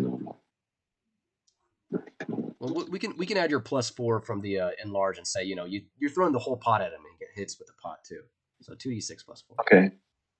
Okay. So 13. All right. I want him to look like that guy in RoboCop right before he got hit by the car and disintegrated. The one that gets the acid Yeah. over him. Yeah. No, he's getting close, and he looks at you, that blonde hair, and calls you a fucking donkey. All right, Eddie, you're up. All right, I'm gonna go hit Gordon Ramsay. I'm gonna tell him his food's not fit for the dogs, but his corpse is. And I'll smack him for 12 points of damage. All right. Yeah. How'd you know it was 12? How did you know you smack him? What was your hit? A 19 on the die. All right, then, yeah. And plus, he's probably got the same AC as me, right? About, at least. If I can hit myself, then I say. All right. Fair enough. And you have a D2. You're actually, John, he got a body with a D24 and a D16. Does he still attacks with his own regular action die? Or I would say he attacks with the new action die, honestly. Yeah, with the 16. Okay. All right. Then we're back up to them. Gordon Ramsay, giant Gordon Ramsay up here is going to try to jam a butcher knife in our Toag. I'm pretty sure in 18 hit, or not 18, 23 hits. 12 points of damage. Ouch. Remember, you got your 10 extra Yeah. HP. Yeah. So we've rocked through that. Yeah. Just cut right through it. And I'll make him lose his second action. He's like, tried to do it again. He sneezes. The sous chef, he kind of looks over, and he one of his eyes just like turns bloodshot, and he looks at he looks at the new giant here, or well, Eddie said BRP, so he looks at someone else. I'm gonna say this fiend here that should have been working. Make another. Let me see. Did I say another will save? All right. Ooh, that is a 17. I was really hoping that you would be struck blind, but no. He fails with his evil eye check. All right, and he is going to make an attack roll against one of the hounds here. John's proper hounds. Oh, and it's a 26. Oh, yeah. Oh, shit. Yeah, that definitely hits. Keep on losing my dice. D8, there you are. I rolled randomly determined it's one of the weak ones, or the weakest one, only 13 hit points. So 9 points of damage. Whew. Okay, Pupper doesn't like that, but he's still up. All right. And humans are scattering and look like trying to hide in, they're like running to a little cold room where you kind of see like hanging meats in the back. I'm picturing this as the worst game of Overcooked ever. All right, Calvin, back to you. The 1 HP goblin is going to try and... Are any of the humans dressed like busboys? Like they beat the ones delivering food? They are mostly kitchen like staff. They have slightly cleaner rags than the it's mostly what it looks like they were probably wearing when they were captured and taken here. You don't think they have, they're not like being like, let's make uniforms for all these little people. There might be like one giant who has fun doing that, but they aren't around here.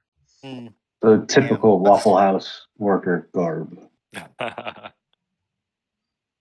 Either way, one of the 1 HP goblins is going to try and catch a human and start asking how they deliver food to the Jarl. I don't know. Yeah. Wailing through that hallway. How do they get down the hallway? The big guy, he says like something in giant, and he uses his keys. He tries to. If you want to like keep a hold of him, give me like a strength check. He's trying to slip away from you as quick as possible. Well, he's not very strong and only has 1 HP, so that's an 8. No, he manages to slip away, but there's like a dozen ish people just like hanging behind like hanging meats in this kind of smaller cold room that's adjoined to the kitchen. Your other goblins. The other goblins. Is there anything else thematic in the room to attack with? There's like wood stoves and boiling pots and grilling meats and all sorts of stuff.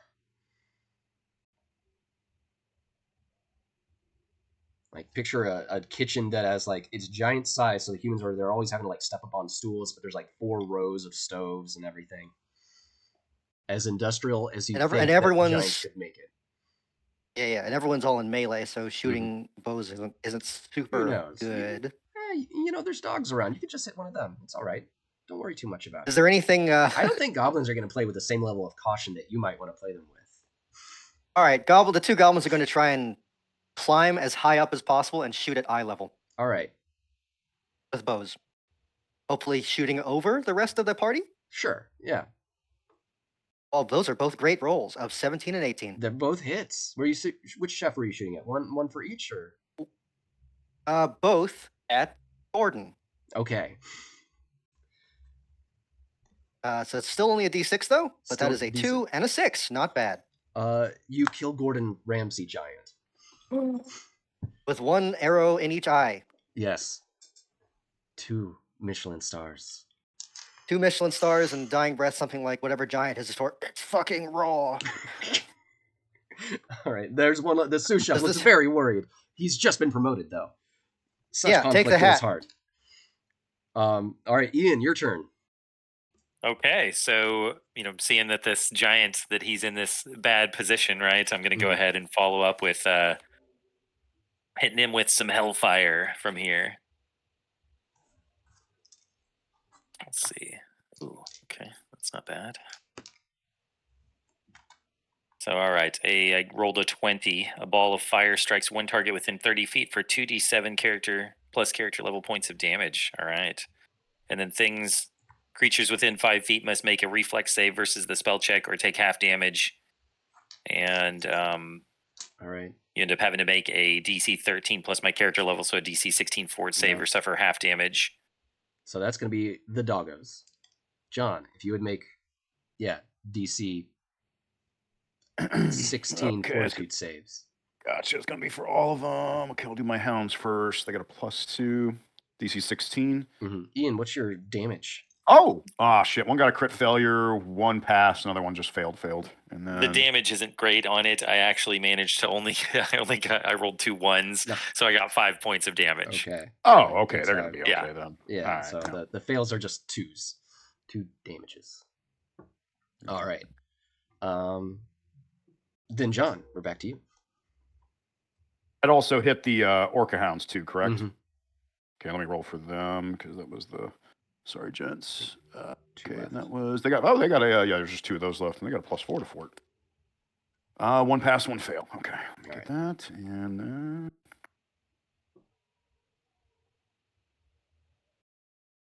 Okay, so Rita just screeches, "Kill them, my hounds! Eat them all around!" And encourages them to attack again. We'll do my pups first. A 15 and then a fumble. Well, 15 works.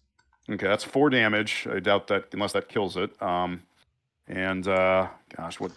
without armor is a D6, right? Yeah, we'll go with that for them. Okay, all right. 1, so I think that's just the one you're just laughing stock or whatever. Yeah. So, okay, and then the orca. Okay, so I get +4. They're attacking the same guy. 13, that misses, correct? Or does that hit? 13 misses. Okay, and a 18 I'm sure will hit for 6 damage. Okay. All right. And Rita's gonna, why not, shoot a sling bullet. Hope she doesn't get a 1. Oh, 15. Hits. 3 damage. All right. I mean, it's looking rough, but he's still going. Okay. All right, and Rita is done. All right, Dave. You muted. Who's left? The sushi. Sorry. That's it? Yeah. A bunch of humans. Well. We want to interrogate him for the magic words to get in the room. Is that a thing? Does anyone have that ability? He said he had the human said he had keys too, but he did have magic words. Well, I'm gonna take the biggest frying pan there and try to go for a knockout shot. Sure. Force trauma, hit him in the sweet spot. Yeah. You guys can always just try to do subdual damage. 23 with giant strength. That'll hit. Better. What would you call the? I'll say a D4 for a big frying pan, but trying to not kill him. So D4 plus your strength plus your 4 increased strength. Yeah, with giant increased strength, it's plus 6, so 8. 8? Yes, sir. You son of a gun. He had 8 HP left. Called my shot. I Yep. pointed right at that, right the left field. All right, Eddie, you are up. I'll say right as this happening, it was going to go in a moment, but it's better to go now. Through the other door in here, 3 kind of drunk-looking giants wander in, and Eddie, being the only one who speaks giant because he's in a giant, it understands them. Go like, we're hungry. We need more food. Bring it up. And then they see and they're like, ugh. But clear, they're drunk, but they're gonna join the fray immediately. But I won't steal your turn from you, Eddie. So you're up. So they're not going to believe it if I tell them the kitchen's closed, is what you're saying. They look like they're ready. They look like they're drunken sea giants who are ready to fight. Just a drunken Never brawl. told until you try. But, Well, yeah. I'm going to try. Okay. And tell them the kitchen's closed because of their health code violations. All right. Roll a personality check with a D16 because you don't have a tongue. That's That's right. Because Sam, or was it the goblins that cut it out? No. No, I was about to Sam, say that just Sam, that was a toe. That's what I thought. Yeah. kitchen's closed. We got Do goblins. I have any bonus? It probably doesn't matter, but Whatever your personality bonus is. oh, Yeah, because remember, your personality doesn't change, 11. All right. Let me see. They're like. All right. Well, y'all sorted it out Yeah. soon. Oh, wow. I rolled a check. They rolled low. It works. They close the door behind them and go on their way. They're probably going to be hungry All soon right. again, though. I mean, they're pretty drunk. So you guys are in here. There's like a dozen humans. There's more dead bodies. There's dead bodies that have tongues and are giant size. Hey, you could possess one of the chefs, potentially. All right, and you guys lock the door in here. It's less of a lock and more of a barring of a door. Gotcha. You just kind of push, a big ass stove in front of it.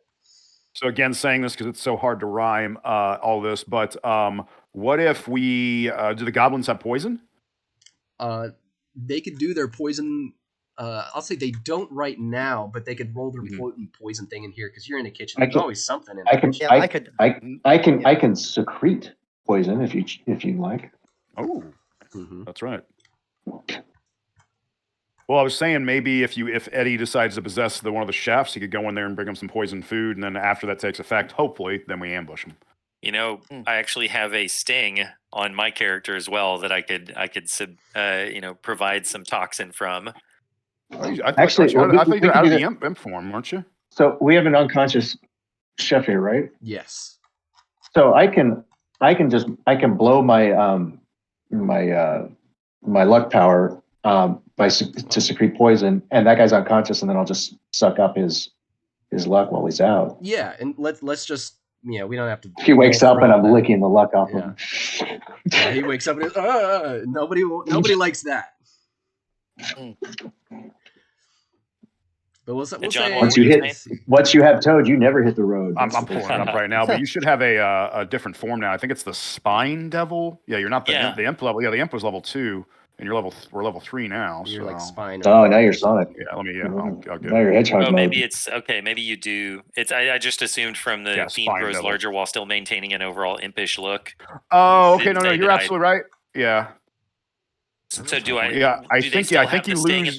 Yeah, I think okay. I think you lose the sting is how we. That's what I intended. I mean, Eddie wrote this, but that's what I'm thinking. Eddie, what's your thought? You're losing. Because it doesn't live. Yeah. Okay. All right. No worries. I haven't used it anyway, so I used it last level. So well, John, note for clarification to add. So that would be an easy assumption Absolutely. to make. All right, so you guys have barred the door. You've licked the giant. You've secreted some poison. Tell Calvin what poison that he is now like coating his blades and arrows with. I was about to say use it to poison the. Actually, does anyone know how to make food? Is there any good food left in this kitchen? Yeah, there's like some pots and meats in here. I mean, prepared food. Yeah, I guess we just put a cloche, You like a just cartoon put- giant cloche. So, I mean, was it? Am I providing the poison? Because I can. yeah, you're providing the poison. You see, Okay, so you could it's head it's up to oily, 8 so you can containers. use it as also as a lubricant. But it is contact. It's contact poison, 4d6 damage. 46 is pretty serious. That is. Yeah. Because I mean that's maxed out. Because I'm gonna replenish it immediately. So it's below my log. Oh, and that's using one of your powers. Okay, gotcha. Yeah. Oh, interesting. Vinny thinks the toad does sound absolutely repulsive.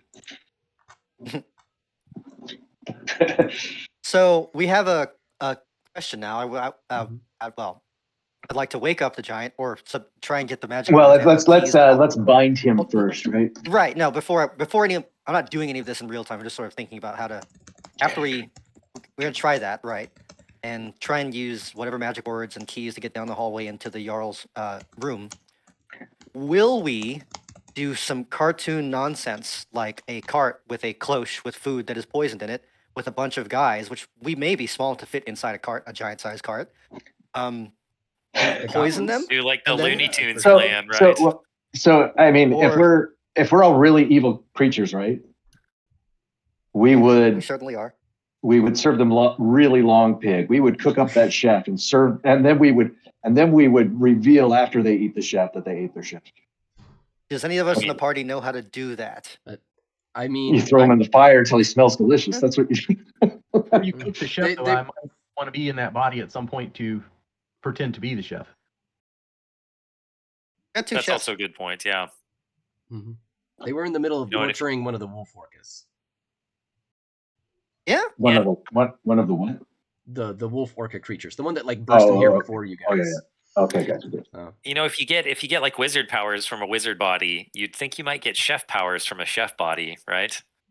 I mean, hey, why not? Beastmaster knew how to talk beast after he came back. Eh? Yeah. Inhabit the body, you can always cook a meal up real quick So we're just gonna poison food, serve it to him, and and then jump on them. we don't even need to do that. We just let him die from the poison.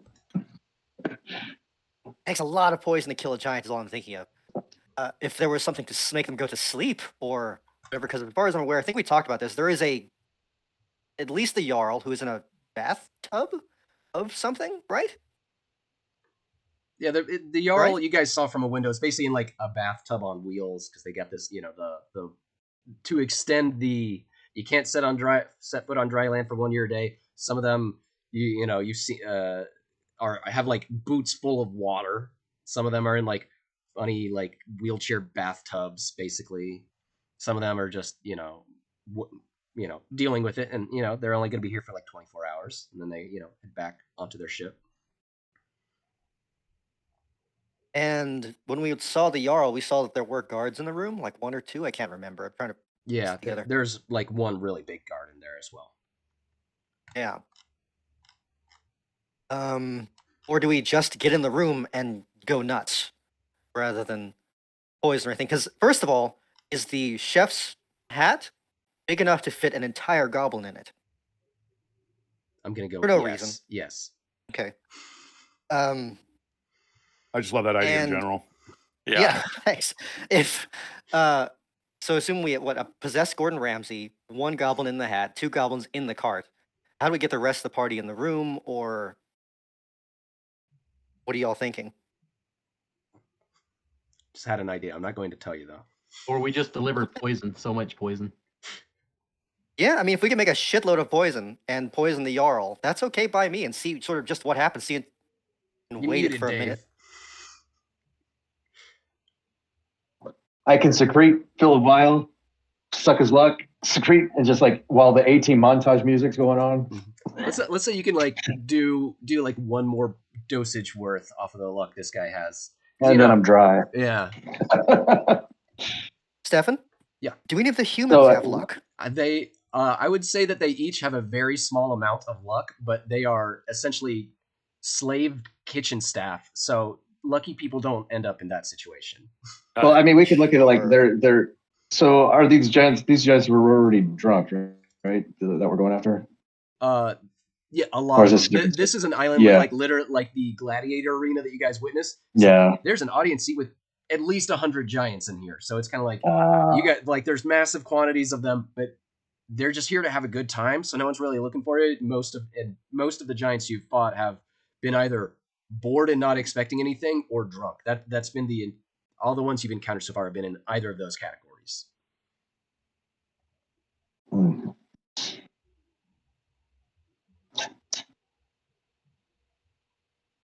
So what do y'all think? I mean, poison I'm okay with. We possess Gordon Ramsay, make a meal, find the magic words, get down the hallway, deliver the meal, and... So it's... Okay. I think the only thing that we're missing is how do we find the magic words? Well, with the one that's knocked out, hopefully he knows. We're gonna torture him until he spits it out. Yep. Sous chef, yeah. I agree. Okay. Mm-hmm. We're gonna put him on the pig spit and rotate and spin him until he delivers. I would like to say it would be nice if he were like amenable to us. Like, aren't you sad? Aren't you angry? You were never promoted to chef level or whatever. But no, this torture is fine too. Let me see. And the Dybbuk doesn't, when it possesses something, it doesn't like get proper memories. It's more like innate skills. Right? No. Thought menace. Oh, okay. Another. A deeper connection is made with the target, revealing great details to the toad. I can read his thoughts for 1d6 rapids. He gets a will save equal to my caster level check. Nice.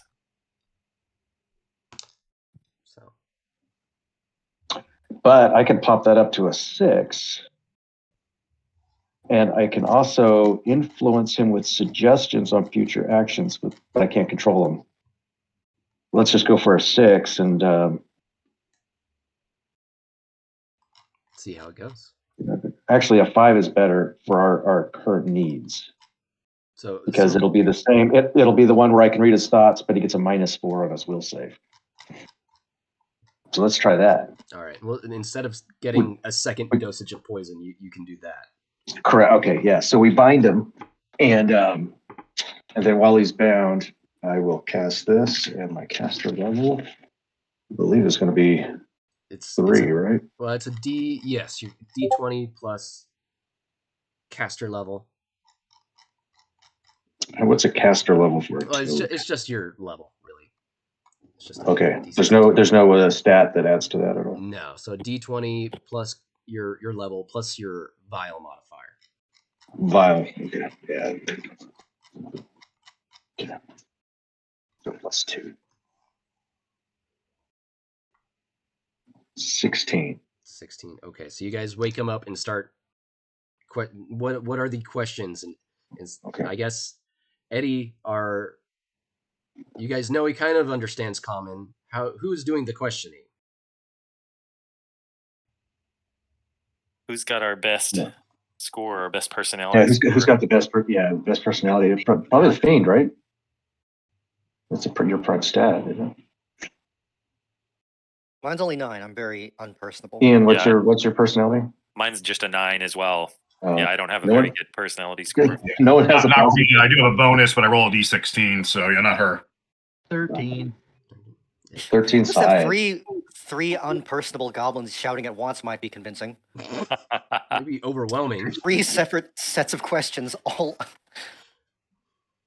Charisma works by overwhelming. Well, you don't have to do it real hard, right? Because you're like reading his thoughts. You can say what are the magic words, and he's like, I'm not going to tell you, but that'll subconsciously make him think of the magic words, and I'm just reading his thoughts the whole time.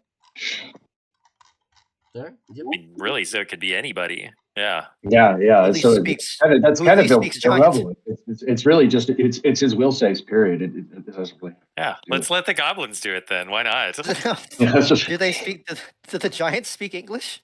I mean, it's like I've been saying, the equivalent of kitchen Spanish. Like Common. he speaks giant and he Oh. knows enough common to order the workers in here around and get them to cook things. Of course, he could be tripping balls because he thinks he's talking to his chef hat. You need to do it like Ratatouille. Exactly. Yeah, right. This is Gobletouille. Gobletouille, yeah. Hold his hair. Yeah, well, I guess I imagine like a fish fin or something like that on his head, and he just Just be very funny. Just the sous chef wakes up tied to a chair, knocked out after all that, and then Gordon Ramsay's corpse is just on the floor with the hat, and the hat slowly flips off his head, and a goblin comes out, and he's just like, "It was me the whole time." So can make you I a guess master really, chef too. mechanically speaking, we just need to. He just needs to make that will save -4, Yeah. and if he fails it, he thinks of the magic words, I guess. And it's for 1d6 rounds. So roll that d6 because you basically have that many rounds to bombard him with questions, and in each round being him trying not to think of the magic words. All right, we got 4 rounds. Okay, and it's 4 against, rounds, essentially. let's see.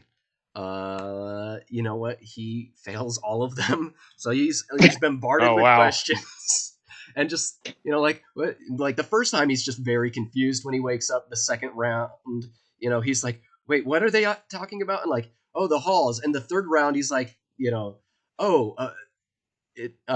and he thinks of it, and he thinks of the runes, and we'll say, it's thoughts. So like he's speaking in his own thoughts, but in his own language in his thoughts, but it's kind of like doing that psychic translation thing. That's like how it always works anyway. And you get that there's like these runes inscrawled over the door that read "Our breath, our blood," and to pass through, you must say "the wind and the sea." nice.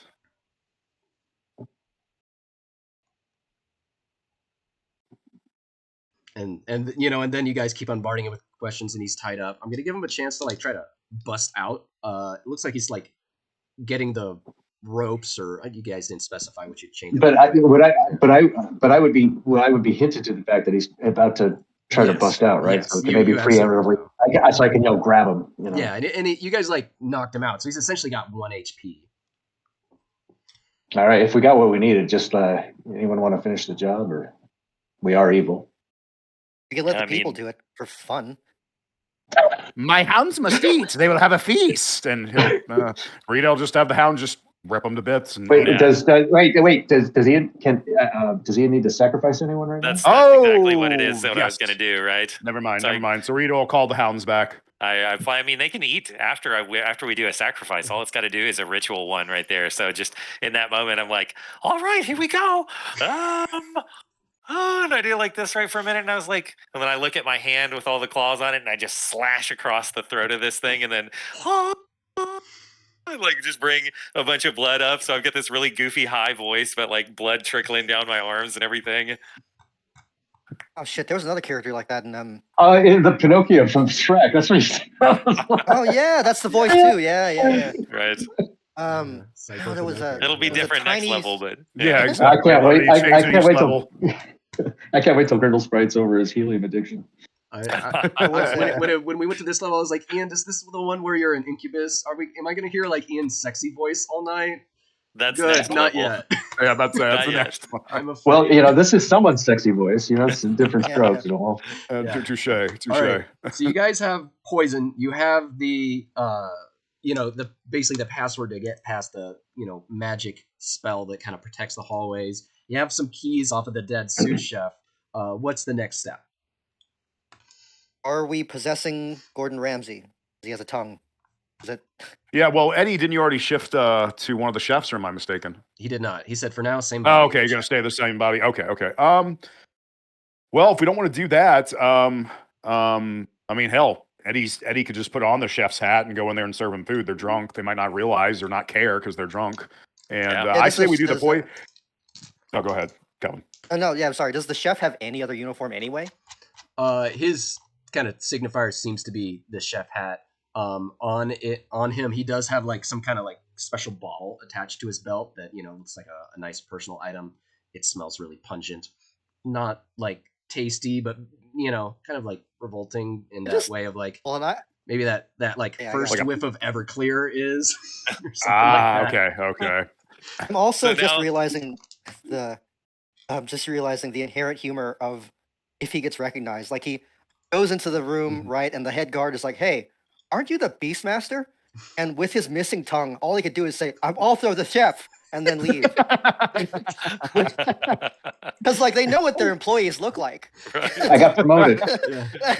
But the sous chef, I moonlight as a chef. the sous chef, you're looking around on him. Like what, what's the, does he have anything really, identifying? Yeah. He has giant sized, like his teeth aren't real teeth. They are ivory dentures. Nice. Ooh, Wow. Okay, that's kind of. What's Actually, the- do what's they the look street like they're value on valuable? Yeah. I was gonna say, those are big chompers too. Yeah, big chompers. Yeah, they're valuable for sure. Look at them champers. Who's grabbing those teeth? Sounds like a Does goblin anybody task want to them? me. Does anybody I want mean, them? if anyone- Question B: Can I wear them around my neck? Can you Get a shove bite them attack? into your face? Can the goblins? Oh yeah, shoot just like spread a. enough? Yeah, like a You look piezo like a goblin. hamster with a big cheesy Rosemary Clooney grin. Yeah, like I was thinking like Yeah, one of those. Looney I'm gonna, Tunes. well, what Rita's gonna permanently cast Maw on one of the goblins. We'll just shove it in his mouth. It's just an extra mouth with teeth on it. I was kind of thinking like on those cartoon. Or he can actually, no, hinge like, his mouth like. Yeah, like just wear Pac-Man. like a helmet, like a faceplate. I do want to. Oh, who's taking? So we have a goblin. Goblin's got the teeth, right? I'll Yeah. take it for now. I mean, we don't sell things, so Yeah, we just haven't Well- gotten to a village yet or somewhere to do it. But yeah, ivory giant dentures. dentures. I'd like to, rummage through the cabinets and cupboards.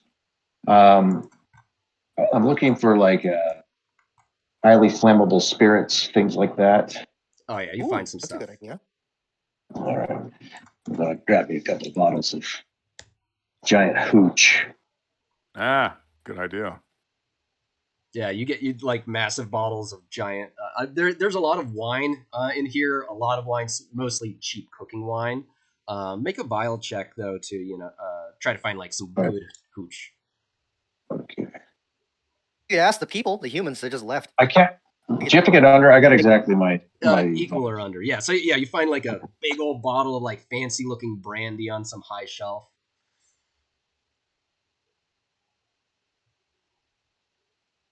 It smells like nutmeggy aroma. Ooh, alcohol enough for all. Rita will say with great I give interest. I give her the cookie. Probably a huge bottle, so yeah. Yeah, I'm about to say it probably is enough for a freaking like I don't know, like good week And it's party gonna for really all of us. burn. It's gonna really burn on that fresh tongue stump. I'm sorry. Oh Sure. yeah, for Yeah. Eddie. Yeah. For our possessed friends. What that'll do for my halitosis. That'll be good for the infection. Yeah. Touche. All right. So I say we poison the food. Like there is food that's already prepared, you said, Stefan. Yes. And then we send in Eddie because you possess the chef, Eddie, correct? Now? Since he's tougher, bigger, Right now. faster, stronger. Okay, excellent. Did you pass your check? I don't have to. Yeah, you do. You can possess him without the check. It's making him do stuff that makes you pass the check, I think. I know the guy who wrote this.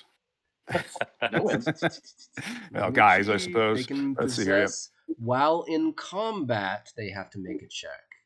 Ah, It says okay. while in combat. Clever girl. All right. Yeah, that's right. Because I was like, that's just dumb. They're just gonna keep trying over and over again. So yeah, that's why I changed that. That's right. So All right. I'm all up in that. Excellent. We just wait outside the door for them to eat a little bit. So I mean, tell me your. So here's what I yeah, propose. go through it again for me. We get food, poison the food with whatever kind of poison we have. It sounds like we've got a lot of different options, and then have one of the goblins hide in the chef's hat because it's just awesome. Two other goblins can honestly probably hide on Eddie's body fairly easily because he's so large. It's going to be the problem the rest of us. Do we have is there like a cart? Yeah, there's a Yeah, cart that's what I was they can asking hide. earlier. How big on is the, Can we put like a sheet over it like it's really Yes. classy? And then is it big enough to where we can all hide in it? I would say the goblins and the imp, because the imp is fairly small. They could all Okay. fit in there plus one. Well, So like two goblins and the imp under the cart, and one goblin in the hat, and then Eddie is the body, and then John and Dave. And Dave, I think you're You're enlarged. Yeah, he's large, just right? worn. Yeah, I'd he's say like that's 12 probably feet right worn now. off right now. You know, All right. been a couple fights. So yeah, John and Dave, you guys can't hide and get in, but the rest of everyone. So else what we'll can. do is we'll wait at the door, and when we hear commotion, we'll run in with the hounds. Okay. Sound good, guys? Any? We Oh, will, man, yeah. man. Well, the signal will be. There's going to be a commotion. We're just Oh, gonna wait when till hell, the yeah, door when hell opens. breaks loose, yeah.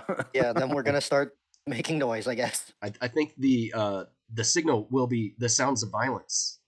Yes, Yeah. exactly. Okay. All right, I'm good. Okay. I guess so. So Eddie, as the head chef, probably says the giant words because his pronunciation's the best. You guys go down these halls and into the kind of the Jarl's suite here, and there's like this one like coral crowned sea giant sitting in a bucket of water watching the arena games through an open window. There's another giant stands guard, and like the head of his axe is resting between his water filled boots. The room is otherwise adorned with like exotic pelts, hunting trophies, some barrels of wine, some platters of succulent foods, and the sea giant in the center says, "Come in, my would-be assassins. I sensed your thoughts and hoped you would deign All to right. speak with me before you resorted to violence." No. It's magic and shit, whatever. Of course. I mean, I'm in there and I say, we can still talk about stuff. The voice coming from under the cart. Exactly, Yeah, from yeah. under the cart. And she goes, I "Why?" say we let him go. Yeah. Yes, we could make a deal if it's your will. Rita says as she kind of like scrapes some of the blood out of her mouth. Of course, of course. Well, you unfortunately not as I had hoped here. I'd hoped for a human champion of the games, but perhaps one could still come up and we could have a different sort of deal. I've been trying to undo the curse of my people for oh so long. First a raid upon the lands once again as we did in ages past. But you are all so excellent at getting in here, causing chaos, as I have seen a few giants scurrying and messages sent to me, and sensed your thoughts, and sensed bits of the future.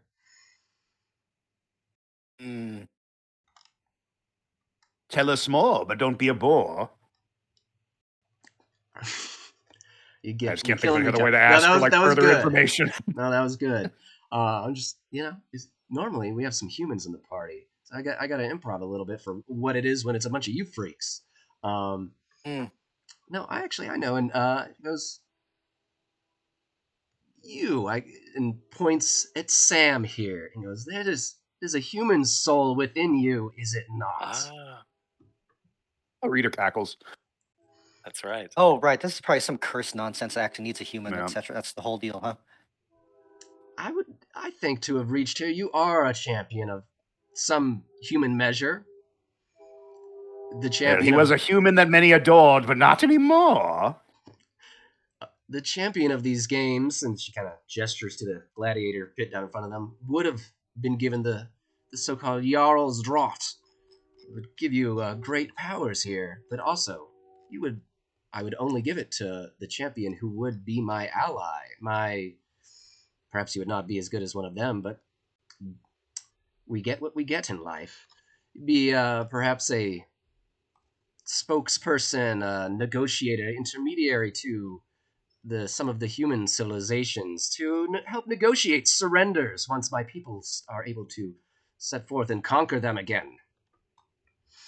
What say you? And she kind of holds up this like lovely decanter here that you can see like a floating eyeball in it. Go. It will give you and she's speaking in common all this time. It goes, great strength, magic powers, and you'll grow quite tall like us and increase the fertility too. Fertility. I actually think you should definitely do that. Sounds pretty excellent. Dave? I'm just if I take it, would I be a horny toad? Oh God. I mean, yes, by definition, right? That's right. Go TCU. So his physical form is just not even a little bit human. Not even a little bit. But his soul. Yeah, Rita wasn't completely unkind. She left his soul intact. God. You kind of described me just now. I mean, I feel like this works out nicely from a story perspective, though. It's an interesting thing. Well, you're not technically human, but you're close enough.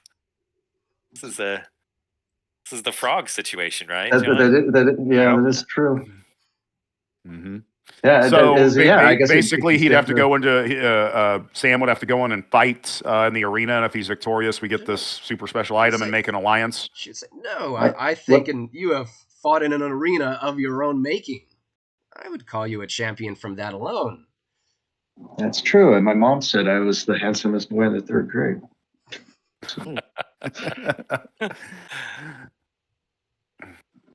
You go take my hand in friendship and take this potion of potence. Oh, okay. I'm very suspicious, but I want to see what happens. All right. Bottoms up. Enter and one of the goblins very tempted to snatch it out of the air. So when he has a giant goblin running around, that would be awesome. All right. Okay. Yeah. Bottoms up. Dave, roll. We got a few rolls, so roll a couple, or I can do this if you want, since you're on a dice roller. Your choice. But 2d10 to start. 2d10. All right. 2d10. Oh, that's right, because I'm in the batch roller, so it's real quick. 19 for the 2d10. Increased fertility for 19 years. Wow. The ability. Bunches of tadpole. So, is there any chance you have that in real life, and I can? Unfortunately, no. Because we can make a fortune. Yeah, it tastes terrible. It's you kind of like the eyeball like hits your teeth, and you're fighting to like take it, keep it out. Unless you don't. I drink it down and worm and all. All right. You also get the ability to speak giant. Roll 2d6. Okay. Do I need to write all these down real quick? I can write it. All right, I appreciate it. All right, 2d6. My 2d6 is 9. You over the next 9 months, you will grow 9 more inches in height. In height. Okay. Yeah, in height. They're talking about fertility and a D3. Actually, 2D3. 1 D3? Yeah, 2 D3. 2 D3 separate, not total. Oh, 2 separate D3s. Okay, the first one is the 3. You get +1 personality. Oh, nice. That's what 9 inches of height. The second one is a 1. 1. You get the giant, many giants with many abilities. You get the seer ability, and once per day you may cast the spell Second Sight using 1d10 plus 10. And nice. Lastly, I need you to make a will save. Well, that happens to be my forte. I'm a slave. 14. All right, 14. Should we boost him? Is this important? This sounds important. Not with Vile. Well, we can't. Yeah, if he has luck, he can spend it though, like that. I could spend Vile on this one. No, you can spend luck. Like if you have luck in your pool, you can spend luck like luck. You're the only one that can do that. I think you can spend on your characters too.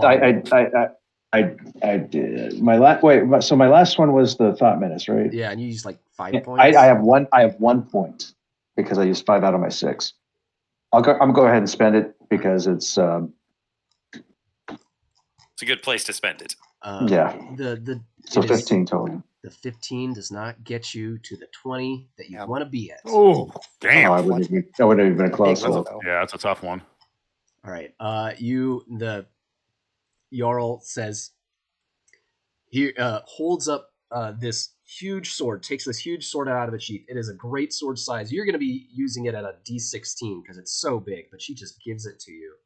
And it is this gleaming golden sword and says, "Take this. Strike down." She looks at one of the goblins. That one. And you are compelled to do so and obey her every word. I probably would have done it anyway. Yeah. Just have Knowing how frequently they come back. Yeah, Do you have well, now you twisted my arm. did it? Like before she finishes saying it, Did she? strike down. Did she pick? Did she point out a specific one?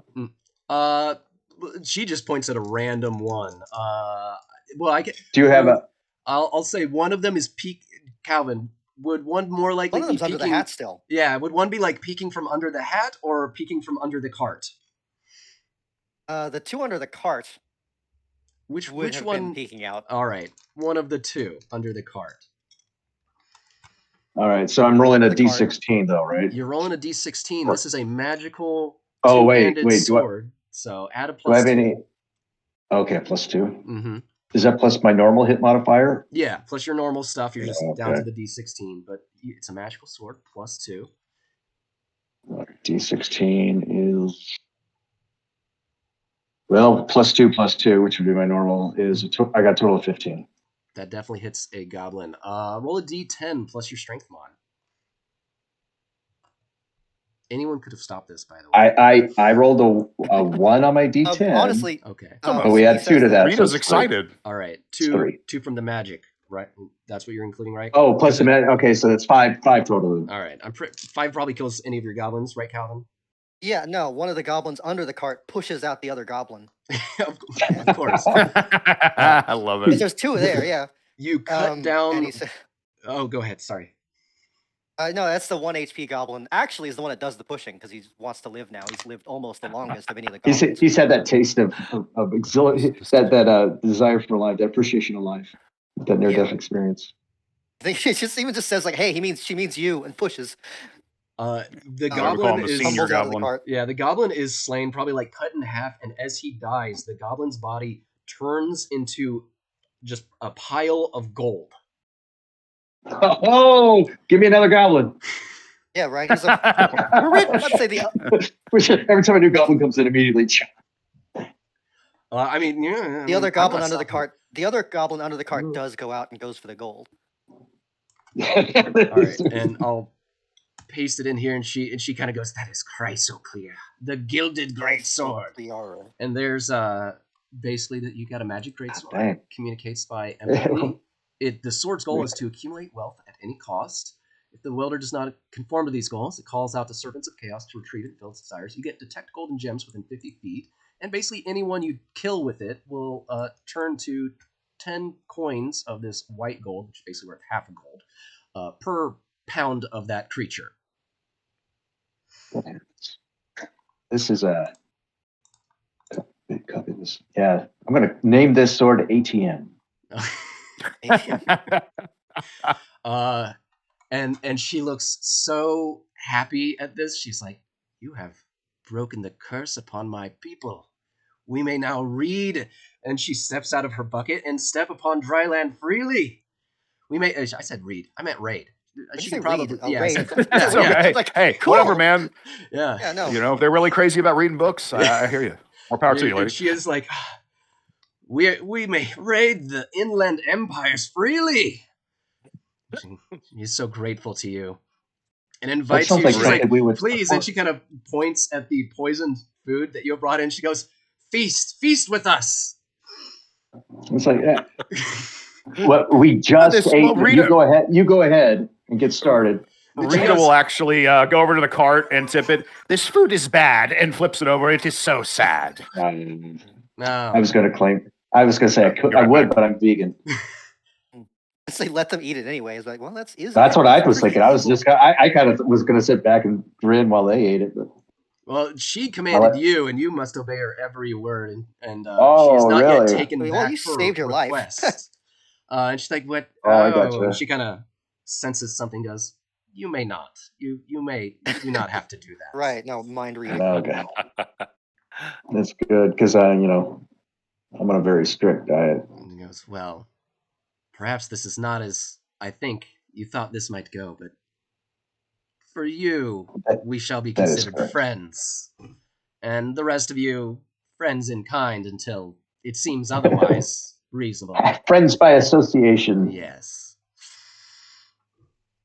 I really think it's like a comedy like cutaway. Just underneath the hat, which is tipped up, and there's a bow peeking out, and then as she says, "Friends in kind," the bow de-strings and the hat tips back down. So she kind of like she points to the other foods that are already in here. She's got plenty of food, and her like guard in here is just like he is still eyeballing each and every one of you. I mean, obviously, there's a tenuous level of trust here. Yeah. But essentially, you guys can sit, chill, watch humans be forced to fight. There's not that many more. She kind of explains, we caught them. They didn't really get out. It's like the only part of the stampede. They met the guards at the front door, and a fair number of them were killed. But we still have some games. And, so I'd like fly up to the hors d'oeuvre table, and I stick a finger in an hors d'oeuvre each and just carry them around this while I'm flying, and I sit down over in the corner and I'm like eating stuff off of my fingers. It still has blood on them from the giant. I'm sure just like slurping it off. Exactly. You're like a kid with bugles. Yeah. Right. Well, I mean, ostensibly, I'm only a few days old at this point in time. So yeah, exactly. I've got black olives on one hand and bugles on the other. I'm just watching as people get killed, like really strangely. Huzzah. Yeah, I'm sure not that, hey, could have been combat there very easily, but when you're agreeable, you're agreeable. So if you're already in medieval times, or are we watching like modern times? No, it's like they were having, the Beastmaster was, bringing animals out for the peasants to fight. They make some captives fight each other, and they really don't want to, but like giants from the stands will like throw like mugs at them and kind of force them. Then like in the next section, they force someone sets up like some high flying trapeze stuff from the catwalks. They're dropping stuff, and they force humans to come out. None of them none of them have been trained. They all eventually fall to their death. But it's a great show. Damn. I know that actually, if that was on YouTube, it would probably get so many hits. Yeah. Because we're that sick. The description for the golden sword. What does this mean? If all the coins are gathered into a single vessel, then the characters slaying this method are allowed a single roll of the body check. Is that a typo? No, so like if you bring all of that goblin's gold coins, everything goes. You wouldn't know that necessarily, but for this sake, it's already there. If you like put all the gold coins that goblin created when he died into a jar or a bag or something, a roll the body check would be a luck or a vile check, and essentially, if you make your luck check, the body will reform out of that gold at 1 HP, as if you almost died but didn't quite. Oh. Do you want to try it? You want to try it right now? And then you shatter the vessel on the ground, and the goblin suddenly pops out of nowhere at that point. Sure. Yeah, Calvin, make a vile check. Try to roll equal or under. The one that was under these are mine now. Yeah, the one under the cart is like I said, he was already on him. So he put it in the chef hat, all in the chef hat, and now you got to see if gold is still there or if the goblin comes back out. Yes. Oh, I rolled a 9. That's not which good. is under my luck of 11. A goblin pops out. Is it the same goblin though? Yes, it is the same. They all look alike, so but he's got one gold tooth now. And his name is Goldie. Honestly, it kind of makes the other goblin under the cart with him like want to fight him, like because that's not what he wanted at all. All right. That goblin that was that did that trick kicks the previously gold goblin back towards you and says, "Hit him again." All right.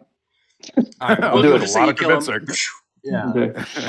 Okay. Turns into coins. You might want to split that up between the two of you. Okay. Actually, you should do an intelligence check to see if you figured it out.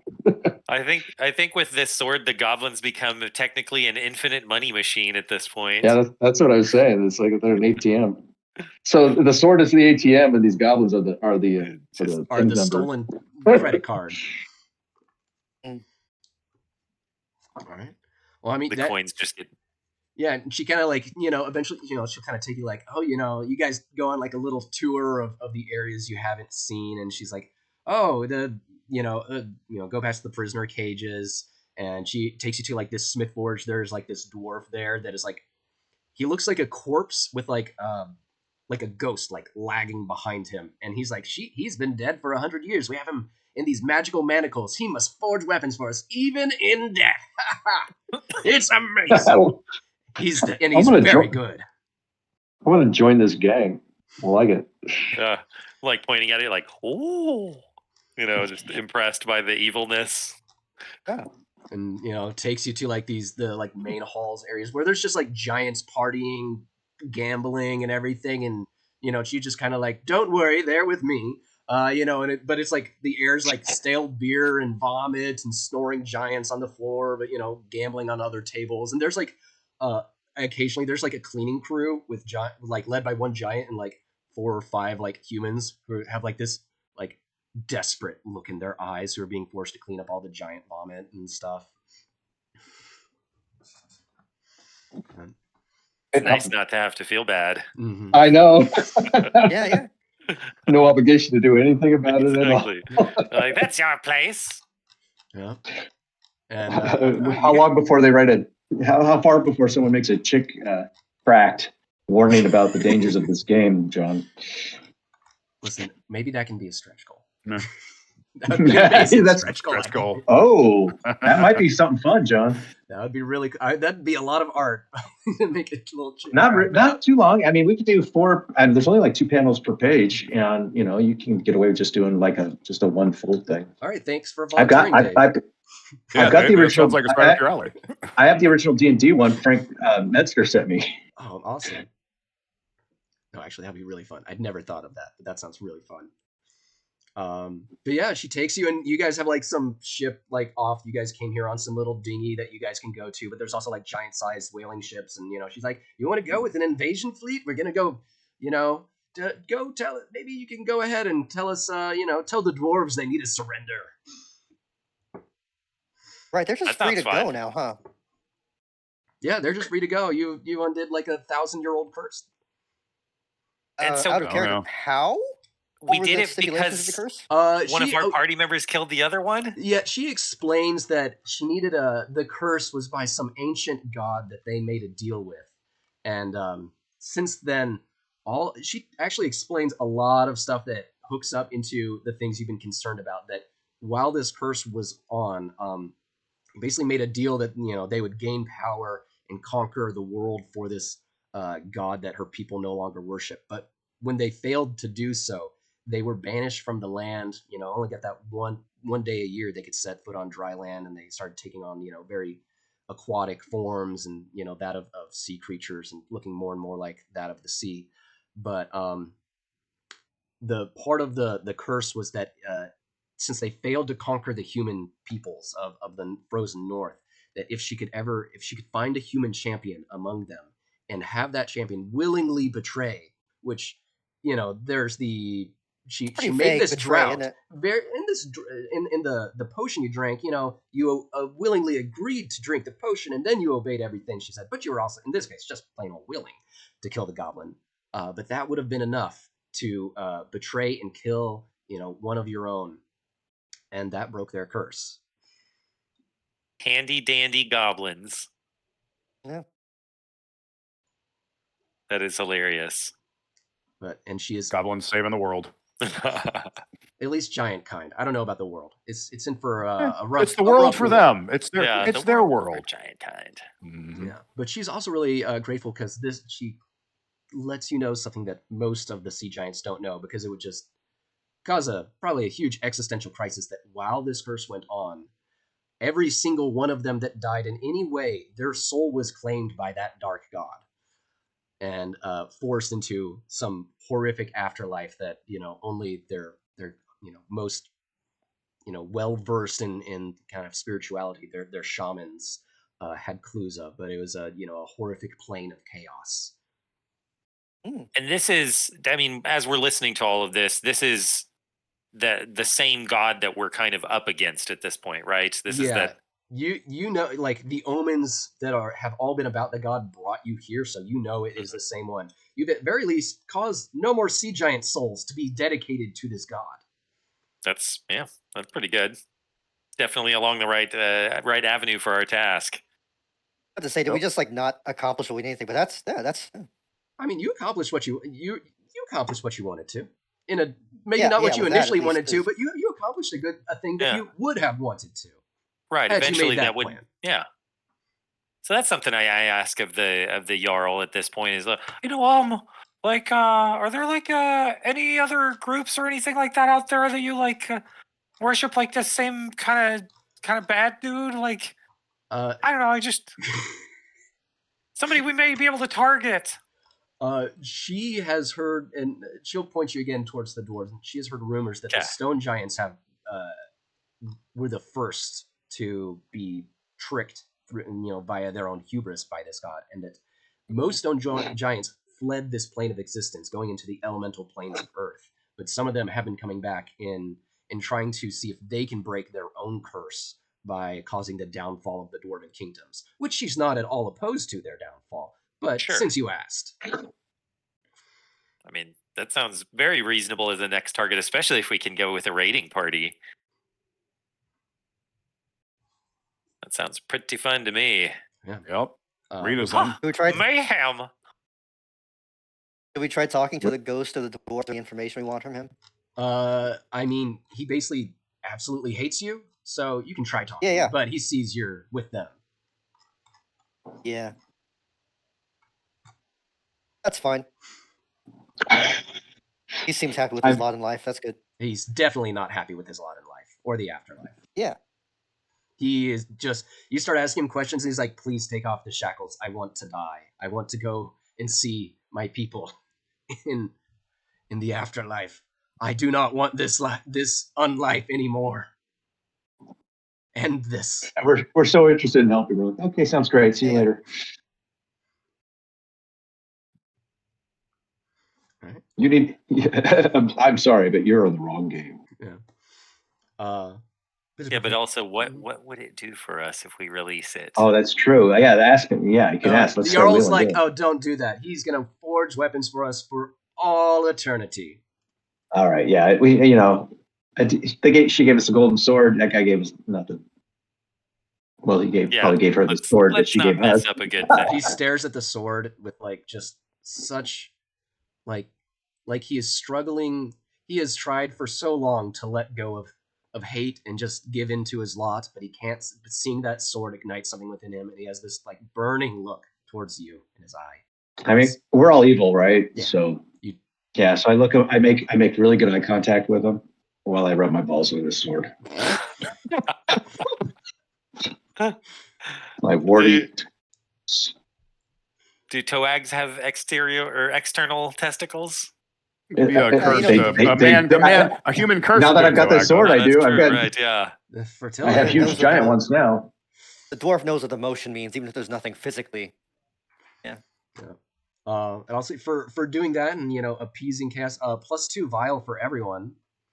Hey. And next adventure will be level 4, so get yourself up there. Now, I'd be level 3, right? Because I missed the one before. No, get yourself up to level 4. Go for it. Oh wow, man! Have a ball. Skipping grades. Are you gonna? You want to roll me the language and whatever perk of the new goblin? Sure. So let's see. Got an 8 on the random thing. I'm gonna scroll up because you get this new goblin appears. He has shoes that leave animal tracks. They just have cool. some kind. You choose some kind of animal feet nailed to the bottom of these wooden shoes. And he speaks. Want to give me another goblin because I had another one that died? Oh, sure. Well, 2. I lost 2 goblins. I only have 2 left. So now you would have 5 goblins total. Right. The next one comes along. He has a little bag of itching powder. And then so you had sneezing powder before, and now it's itching powder? Oh, yeah. They're both on there. And the last one has 2 comes in. He has 2 hand puppets. All right. On Gen Judy. So as soon as you said I didn't need to write that stuff down, I stopped writing it down. Okay, I got it written down. Awesome. Do I get 3 new languages? Yeah. So for those 3, or okay. One speaks I lost kobold. I lost orc. All right, go ahead. One speaks the language chaotic. Chaos what? Chaos. That's what it is. That's good. That'll probably come in handy on this adventure. The other Alright. speaks Undercommon. Okay. And you need one more, right? Yeah. Bugbear. Well, now I have one that speaks Bugbear, two that speaks Undercommon, and one that speaks Kobold, and one that speaks Chaos Language. Okay. Mm-hmm. And what was the health for these guys? Is it a D5? I believe so. Yeah, I see. think Yeah, that's it's a right. hit dice. Hit dice a D5.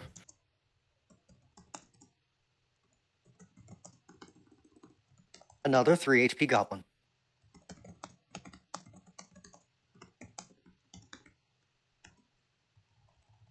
All right, Dave, in the chat, that's what you got from your. Also, you have to obey the commands of Jarl Suthvega. So that 9 inches of growth, that's over the period of the 19 years. That's over the. Well, you gain an inch a month for 9 months, and then that's a it month. forever. So yeah. So we okay, can say, I just don't know how fast it's going to be. So an inch a year or an inch a month. Maybe you know what? Let's make it a day. Let's make it a day. Okay. Change So the, I guess how did we picture the size of your average Toad? I envisioned them as, I mean, they can vary kind of. I envisioned them because they're legally dislinked mind flayers, so pretty tall actually, probably a little over 6 foot, probably like 6'5" or so on average. You know, When they're pretty when they're tall. fully stretched out. Yeah, right? when they're fully, because I do kind of imagine them Scouts. hunched over a lot of times, Yeah. kind of ready to spring and all that, because I am going to ride a jump power as well. So fully tall. So if I was around 6'5", I'm going for the center position, I reckon. yeah. Oh man, over 7 feet. All right. Cool. I like it. Ah, damn it, we don't have a third spellcaster. The immense Second frog. spell. I was thinking. So John, I was also thinking like you're talking about jump, but prehensile tongue. What do you think of that? Sure, why not? I mean, yeah, you could temporarily grow a tail or something like Like that. your hands, like a your tadpole hands tail are. or something. Yeah. Like imagine he's like his hands are bound, but he flicks out that tongue and gets the guard's keys kind of thing. I think that's great. Yeah. There's a lot I think that'd be of cool. creative stuff people can do with that. Not super powerful because it's just be like just like prehensile tail. Maybe not enough to wield a large weapon, but enough to sleight of hand type stuff. Well, is that a new Toag power you're thinking of, or just a general Toag ability? Well, I don't know how in the realm of. I would say we could make that a power. That's kind of how I imagine a lot of their special effects and stuff. Like because Ian modeled the one metal rend off of that thing that that species of frogs or toads, I can't remember which one it was, will actually have their bones sticking out of their skin, and that I think we lean into stuff like that. That's pretty cool.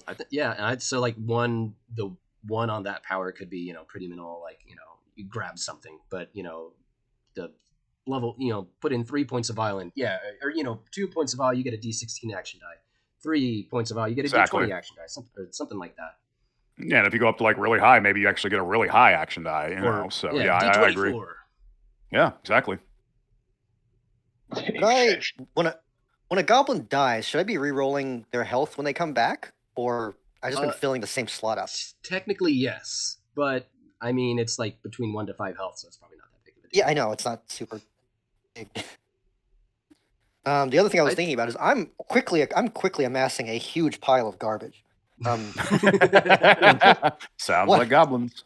What? For example, I used sneezing powder earlier. Is it gone? It's gone. Or gone. Yeah, sneezing powder is gone. Random the cat thing. is gone. Okay, right. The cat doesn't come back. I put down dead cat. Sneezing powder gone. Used up. Right. Yeah.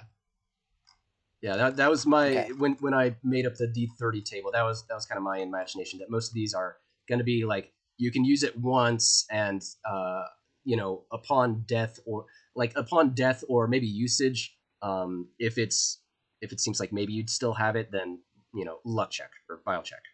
Yeah, and some of them not as much, because like one of them, the 29, I wrote shiny leather pants and a jacket, because a goblin walking in looking like that just seemed funny to me. Another one I wrote was a skull codpiece. I don't know how you're going to use that, but it's fun. Yeah. I'd use it as the rule that Gullet told us about. There was like a house rule where if you have a helmet on, you can lose the helmet to negate a crit. Yeah. Sure. You know, Always do it for yeah. Yeah. For example, I have bananas, which I used to slip on, but I don't know if I used all of them. Yeah, let's say you used all your bananas earlier. I mean, you could probably go and find some more random fruit somewhere. Right. The only thing I have that is, I guess, reusable is greased pig. I don't know. It could just get away. It could be killed. Okay. It could be reusable, but probably not for that long. Right. You have to recatch it, and then you have to re-grease it, and yeah, maintenance greasing. I'll share So, one. Stefan, I can't remember when you learn spells at each new level. Is that randomized? I know I was picking some of them to play test, but I wanted to do because we don't have a second level. It depends. So for wizard spells, it's kind of randomized, but it can also be like, did you see a spellcaster like cast Fireball, in the last thing? Do you have like a reason that like you could pick out a certain spell because you have experience or you've been doing some kind of, between the session research or something like that? Then you can pick and make an attempt to learn it. In clerics, they can change out their spells because it's like they're praying for their spells to their god, saying, please, I need food of the gods tomorrow because we're going through a desert. But, they get back to the city, they're probably not asking for that unless they want to be orphans. Right. Yeah, absolutely. Yeah, because I got Maw and the other one Lou had for playtest. We don't have a third spellcaster because that's going to be useless, unfortunately. Kind of a cool spell, though. Oh, I just remembered something. Speaking of, while we're still on this island, I would like to roll for goblins looking for various things to make poison out of because I have potent poisoner +4. Thematically, I was thinking, blowfish or what are they called? Pufferfish poison or sea snake or sea anemone, whatever. Let's go with some blowfish. They also like take you to the basement. In like one of the back rooms, there's a storage area where there's just like general cleaning supplies and stuff because they make the humans do that. Mops, buckets, lye soap, and stuff like that. They also have they've got like a container that is like basically a big ooze in there, and they're like, we trapped it, and they figured out a way, and they have like some instructions written on the wall where they're like, if they add different stuff to the ooze will like create a byproduct that either produces like petroleum, wine, or a cleaning solution, and they're like, oh, but don't put this in there, that'll kill it. So, but don't put the full combo. But so they have a petroleum, shitty wine, and cleaning solution production machine in the basement, essentially. Oh, what should I roll for? What should I write down for things to have though? What if I want poison and right pufferfish poison, and what else are you wanting? Fish poison. Let me think here. Poison tipped arrows. Poison. What's it? Nets. Oh yeah, they've got fishing nets for sure. Right. Fishing. What else is a vaguely trap and/or poison goblin sort of thing I would want? They have. Wait. I had this question. Like I was thinking about this weeks ago, and I couldn't think of it. Like before the advent of like nylon fishing line, did people just use string? Like, is fishing line a recent invention? Yeah, it was just essentially rope. Yeah, but like that seems like it wouldn't work, right? I don't remember. They would coat it with something. Yeah, so it'd be like or catgut could be used probably. Yeah. Oh, right. But yeah, they didn't have monofilaments. You're right. But, right. I was just thinking. Because even nowadays, a lot of lures they'll soak in stuff, But I think spears and nets were actually far more common. Right. It just occurred to me like, damn, is fishing line like from the 1960s or something? Because I've used when I was a little kid. We didn't have a real fishing pole. You go in the backyard, you make one. We would use kite string, things like that. Right. Of course, string does exist, right? Because bowstrings, whatever. Right. It makes sense. Yeah. Nylon was like the mid 30s, I think, is when it was invented.